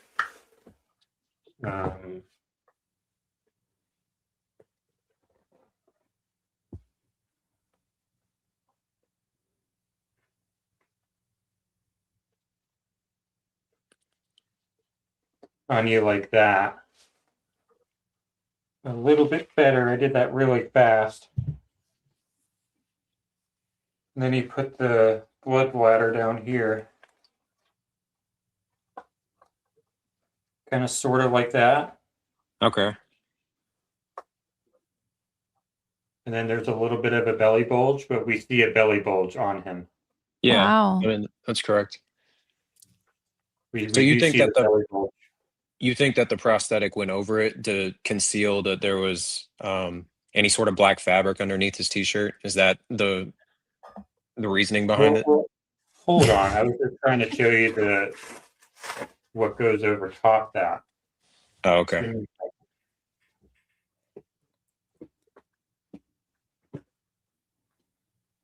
So that's the pack. So like you have to be able to take the pendant gun off. Have you seen the photos where it looks like he has something around his belly? Yeah, like are you talking about the ones with the tubing that looks like it's hanging out? Is that what you are referring to? No, Kelly, can you pull that up while I try to go into Sorry, this? I'm laughing at all the women talking about nipples. What? Is that really a thing? They're talking about seeing a male nipple. I don't know. Is that like really a thing? Does YouTube give strikes about male nipples? I don't know. Anyway, yes, I'm happy to pull up the you need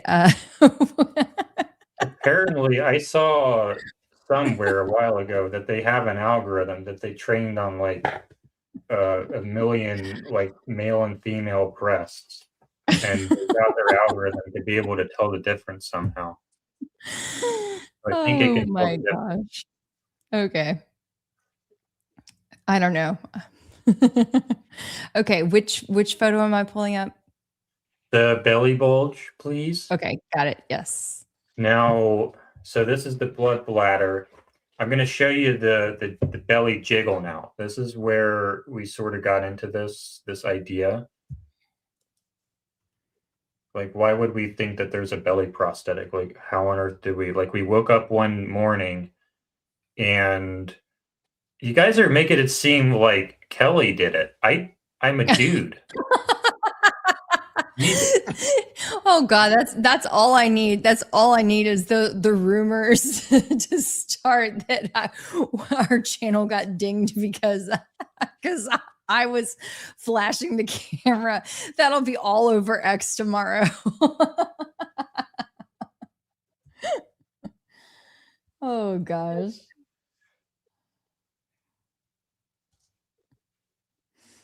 I need to clip this out. Oh, I'm playing it. No, I'm not.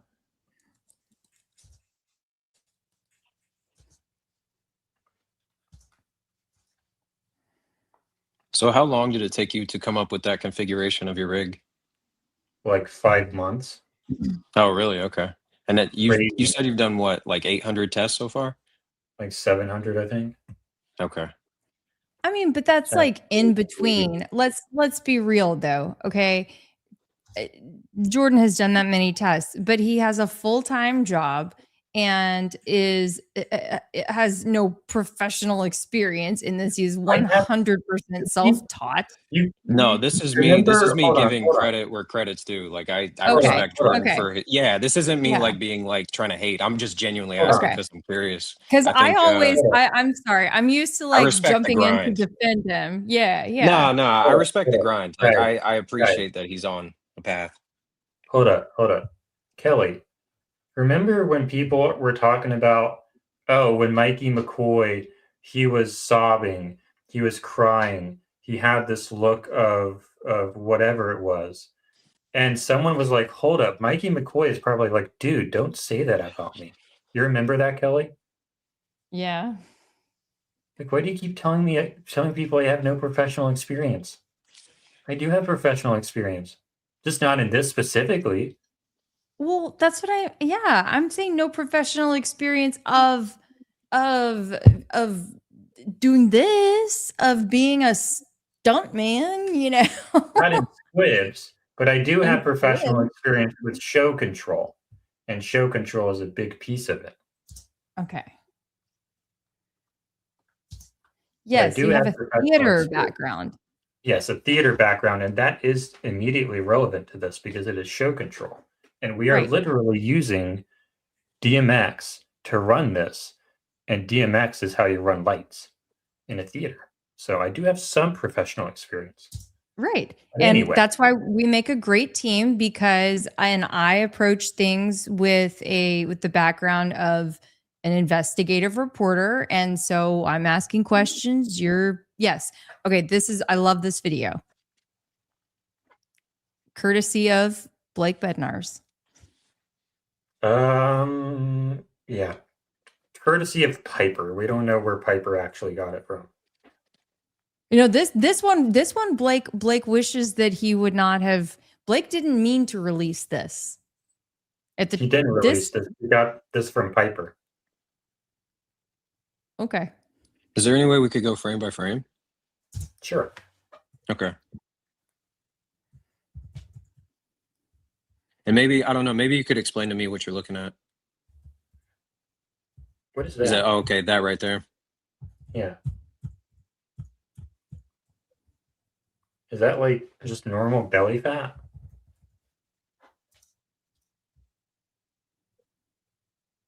Or is that I mean, like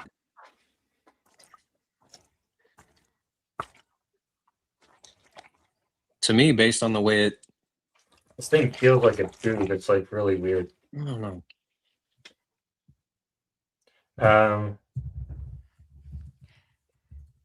Can you like? I don't know if maybe it's my screen, but yeah, maybe it's my screen. Is it too I feel dark? like your screen is bright. Yeah, isn't very bright. Hold on. I think I can fix that.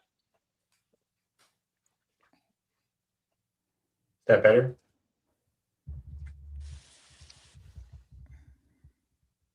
It should be better, right? Mm-hmm. Yeah.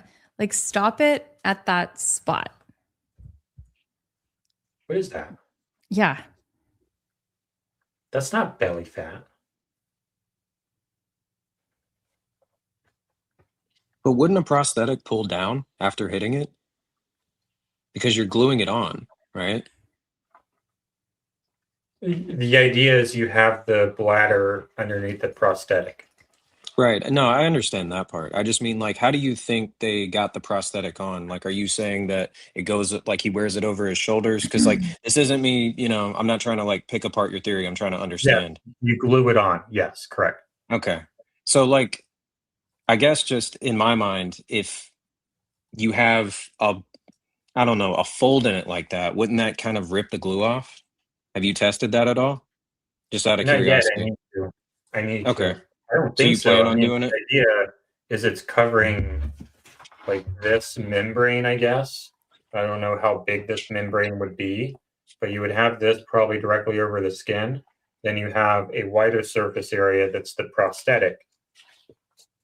And then, like, if you jiggle the whole thing, like the prosthetic over it will jiggle with the bladder. And I think that's what we might be seeing there. Okay.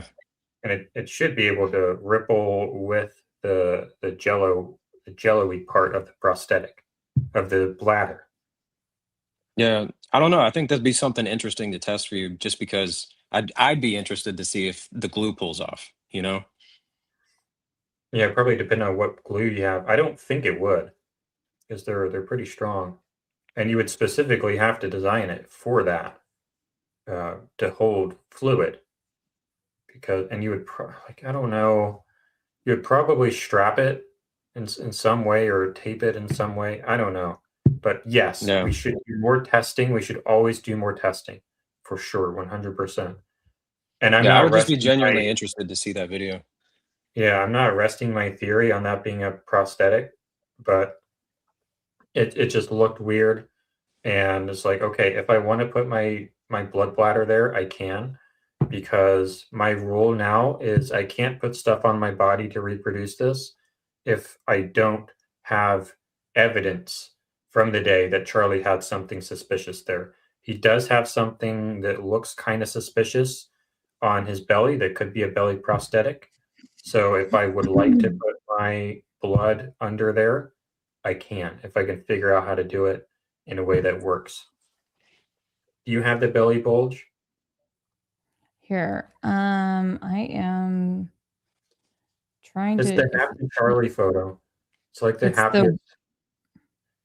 He's really happy. here. Let's just pull this up. Oh wait, I have to remove yours first. I got it. Okay. Ah, It's there we go. You can tell me. It's the happy Charlie photo. It's like if he actually died that day, that's like the happiest he was Okay. before he died. You know what I'm talking about, though, right? I think so. Like where he's like by the front of the of the tent. Yeah. I guess I should repost it. So long ago. Right? Was that it? Looked like he was smiling.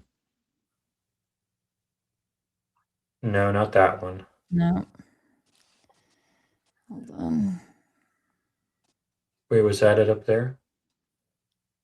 I don't think it was. No. No. But do you see how many tests I've been doing? Oh yeah, no, like I deeply respect like your grind to try to figure this out. Like don't get it mistaken. I honestly want your theory to be true. I really want it to come out because Charlie Kirk, like I said before, would have so much aura if he faked his death. Like it'd be, I don't know, it would be crazy. But then how would you feel though if he and TPUSA were an op the entire time? This isn't it, but I'm sorry, your mic cut out for a second. What was that? oh, sorry. If he and TPUSA were an op the entire time. Kelly, it took me 2 seconds. My mind would be blown. All right, so here it's at the top. All right, here we go. This is the where this one. Okay, it was at the very here it is. Thank you, Kelly. I appreciate it. Thank you. I'm exhausted. All right, this is another one. This is another good one. See, there are so many of it. It's like every single. I was thinking of one that he was right at the very front of the tent and not entering the venue. Yeah, this is the happy Charlie one. That was okay. that I think you're thinking of, right? Yeah. He looks so happy. Then you have it right there. And you have it there, and then someone, I can't scroll down, but someone had another screen grab in those comments there. Okay. There you go. Yeah, you're 11. He was on the show last week, I think. Last week or the week before, I can't remember. I don't know. Our days are No, it blending wasn't last together. week. We didn't have any guests last week. We did Yeah. I forget what I'm too tired. But there's another image of the belly bulge. And Yeah. so like am I allowed to put that strap over my belly and put my picnic gun there? Yeah, I'm allowed to do that. Look, have you compared photos from like maybe the previous TPUSA event and like looked to see? I think we should wrap it up here soon because Kelly is not over the cold yet. No, I've not looked specifically for the belly bulge. Okay. We don't really have a lot of footage. I don't think we have Well, photos. And we and have the Well, I'm other asking thing, these questions just so I can like I want to look into it as well. So yeah, perfectly good. Thank you for the question. I no, it's should a do great, that as well. it is a great question. And the other thing too is that in this case, Charlie is wearing a white shirt, right? And so we see things in a little different perspective. Most of the time, he is wearing dark clothes. But again, also, like, this is an oddly large crowd. You guys, most of the time, he was not in front of this large of a crowd. I know that we have really idolized him at this point in some weird way, but he did not speak in front of this size of crowds very often. And I was thinking about that the other day. Someone must have posted about that on Twitter. We're both thinking of that at the same time. What would that indicate? Why would the crowd be so much larger? Think about traffic. If suddenly one day there's like way more traffic than there normally is, Mm-hmm. there's a lot more people who have been added to the normal space. So who are these extra people who came to this event who normally wouldn't have been there? And are they in the front rows? Yeah. But you know what's so weird? But for the audience, When for the audience, what I'm implying is that there are people planted there who yeah, are supposed to take the space, which would be the most traumatic. But go ahead. sure. And a much older crowd, right? In the Mhm. front. It's very strange. Older crowd in the front. But also think about it when we see, I don't know, I want to joke and call him the figure that jumps off of the roof or whatever, Spider-Man jumping That's a off of good the one. roof. Yeah, Spider-Man jumping off of the roof. There's like not traffic going down that whatever that street is. There's hardly any traffic at that time. You would think with such a busy time, it's lunch hour. It's 12:30, 12:23, 12:24, 25, right? At that point. How is there not more vehicles at that time? The world didn't stop, you know?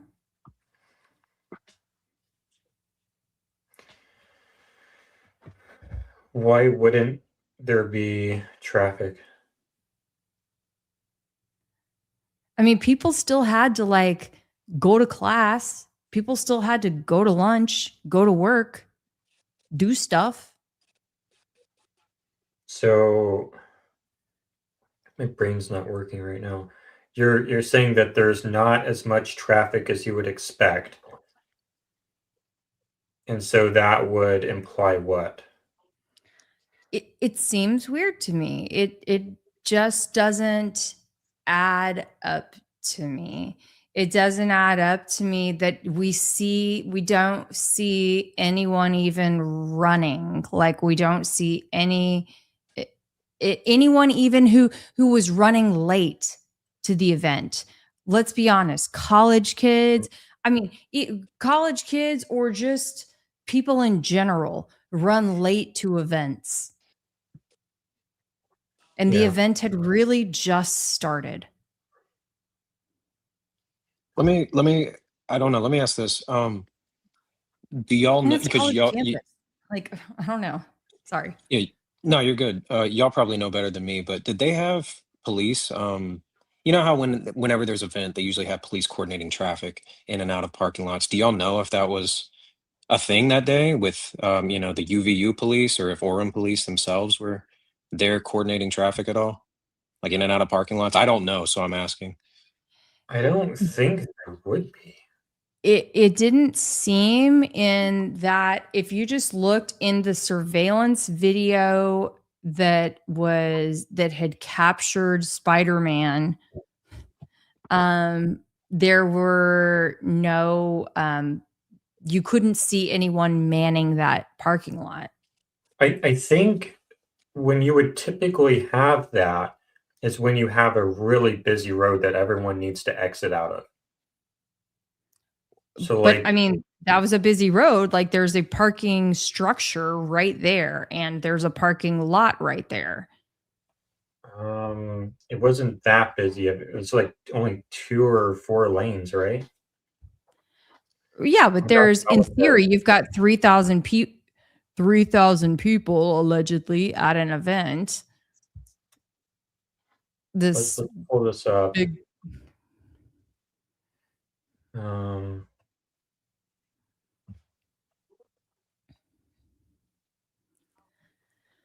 like that road there, it's like it doesn't even have a double yellow.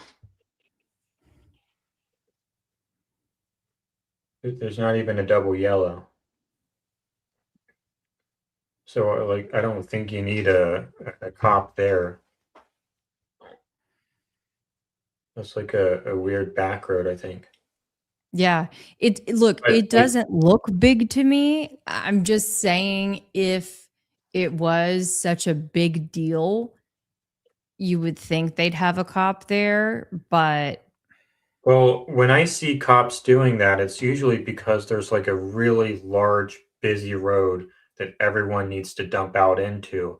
So they need to be able to control that, stop traffic so that people can get out.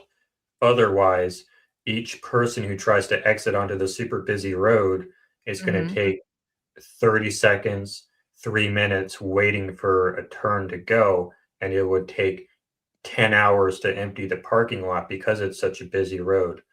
So I don't think that would be the case here because I don't see the massive parking lot with like hundreds and hundreds of cars who need to dump out into a busy like main highway.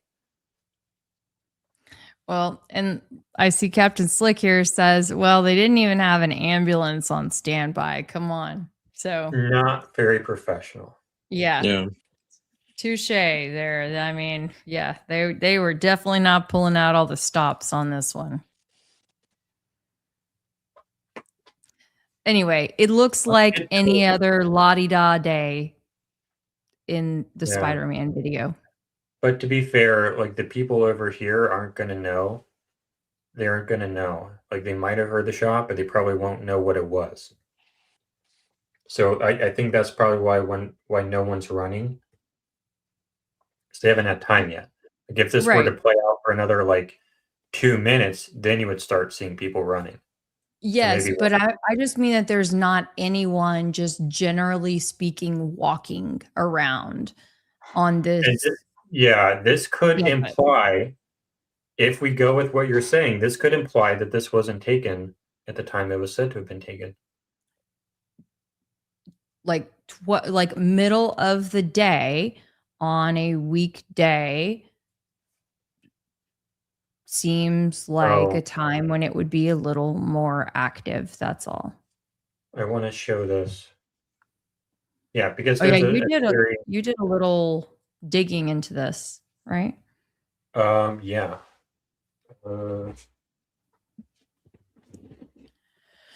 Can you explain what that is, please?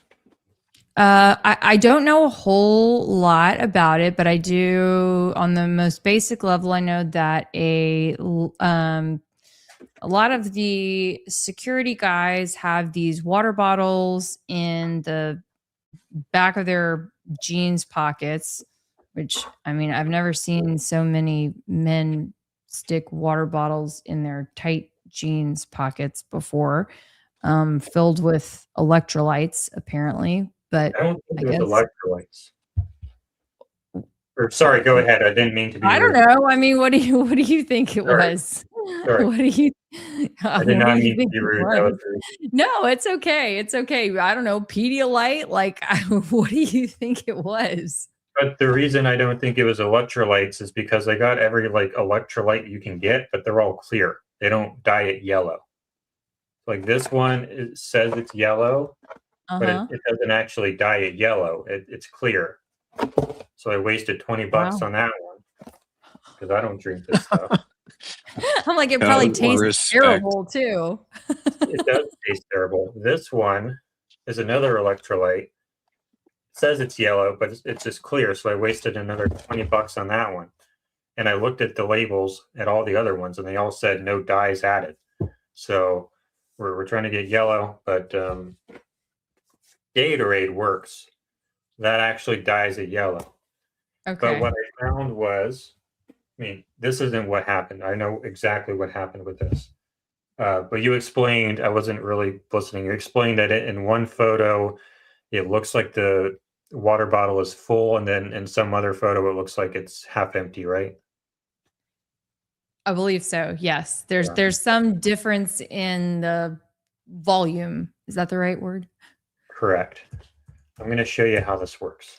I don't think they're watching. Sometimes they watch our show. I don't think they are right now, though. But empty, empty. Oh no. Hold on.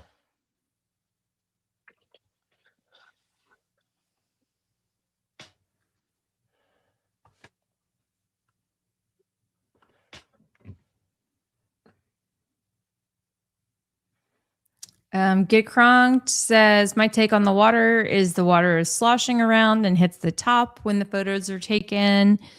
Born to Find Jesus says liquid IV. Alyssa M, who'd asked the initial question, said, no, that's not what she's saying. Now that is what she was saying, I believe. But if she's in the chat, she can correct us. But the person who said that it's just sloshing would be correct. So this is it empty. Mr. Turpin had said, looks like Gatorade. I had one yesterday, same color. Oh, now it's full. You see how it's full? Oh, uh-huh. Now it's empty. Empty, empty, empty. Oh, okay. Yep. Full. Oh my God. Empty. Full. Full. Empty. Full. So that's what happened. It's just sloshing. Slosh. And it looks like it's full just because it was a fast shutter speed that captures it when it's mid slosh, and you can't really tell that it's sloshing from a distance because it's so sunny outside and bright. You're going to have a shorter shutter speed, which is going to be able to capture that better. So no, it's not AI. It's just slosh. For anyone who was aware of that conspiracy theory, and I do hope that we can put that to bed now since we've explained it. Because that's what's really important to this is once we explain something, or once we being either Kelly and I or someone else, once we come up with an ordinary explanation for something, I do not want to see it being promoted as another conspiracy theory, because we have to filter out the BS. Can we agree to that, everybody here? Like we can all work together, help spread the news. Yeah. I mean, magical- this is how, okay? We're working hard. We know you guys are working hard. We got to like help each other out because otherwise we will wear ourselves out. And speaking of wearing ourselves out, and somebody said, let's see, sloshing around like, oh, wait, hold on. Sloshing around like Kelly's lungs. I know, I'm coughing. And then also, someone said, let's see, Kelly, I think you need to put Jordan to bed. He looks very, very sleepy. Yes. I had to put you to bed the other night because you didn't I go to know. sleep when you were sick. I know. Because I was too spun up on working on my, Because your video Okay. got like 50,000 views. yeah. If y'all haven't gone to go see it, one more shameless plug. Make sure, please, go watch Erica's Exit on my channel. It'll be worth your 20 minutes of time. I promise. We still have a guest. I'm being impolite. No, you're good. I'm just listening. It looks yeah. like everybody's about to fall out and die. So We've given it our best shot. We thank you so much for being here. I hope you've had fun. Do you have any final thoughts? I just want to thank y'all for having me on. I appreciate the respectful conversation, Jordan. I disagree with you for now. You know, you could definitely change my mind, Kelly. Same thing. But I do respect your grind. I respect you trying to figure out what's going on and challenging the things that you don't understand. Kelly, double goes for you. And yeah, that's it. Thanks for having me on, guys. I really appreciate it. Yeah, I did not put out the peak performance tonight because I'm so sleepy. I did not do much to persuade. I apologize for that. I will do better in the future. I will convince you later, all right? I look forward to it, honestly. I look forward to it. All right. All right. Thank you so much for being here. Thanks everybody for joining us. We really, oh wait, hold on. We had one more super chat just come through. Thank you so much, Adrian Fenton, 93.75 for the $10 super. VHT did a show showing how 36 round is one of 9 types of 30 caliber bullets. That guy played the same semantics when discussing cases in med journals. Fair. Wait, who's VHT?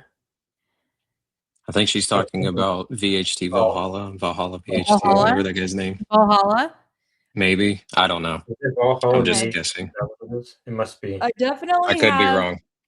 I mean, I for sure have the video I know of Valhalla shooting the 30-06 like all the way through steel.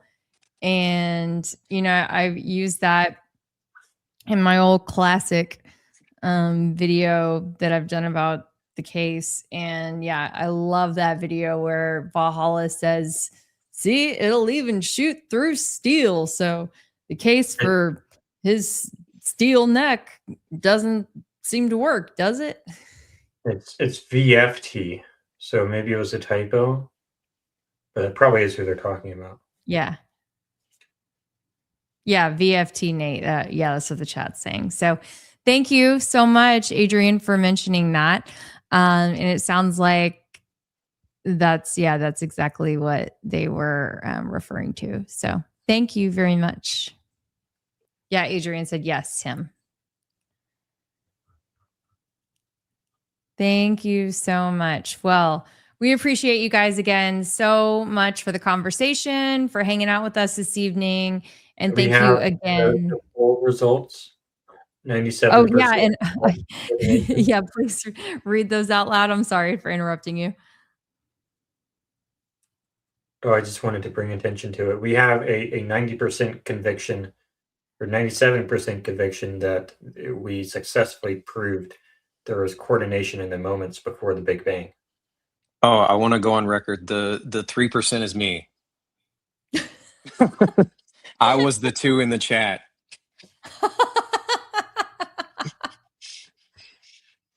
I had to pump those numbers up a little bit, but you know, we'll get them next time. So you had to really game the system. Just a little bit, yeah. It was So that was 100% like me. voter fraud. So now we're going to be It's like convicting insider you. trading. Yeah, it's Yeah. insider trading. You're convicting you, charging you with voter fraud. Got it. hmm Okay. Thank you so much. Really appreciate you for joining us tonight. And cheers, everybody. We'll see you again soon. Thanks, everyone. All right. Y'all have a good night. Bye.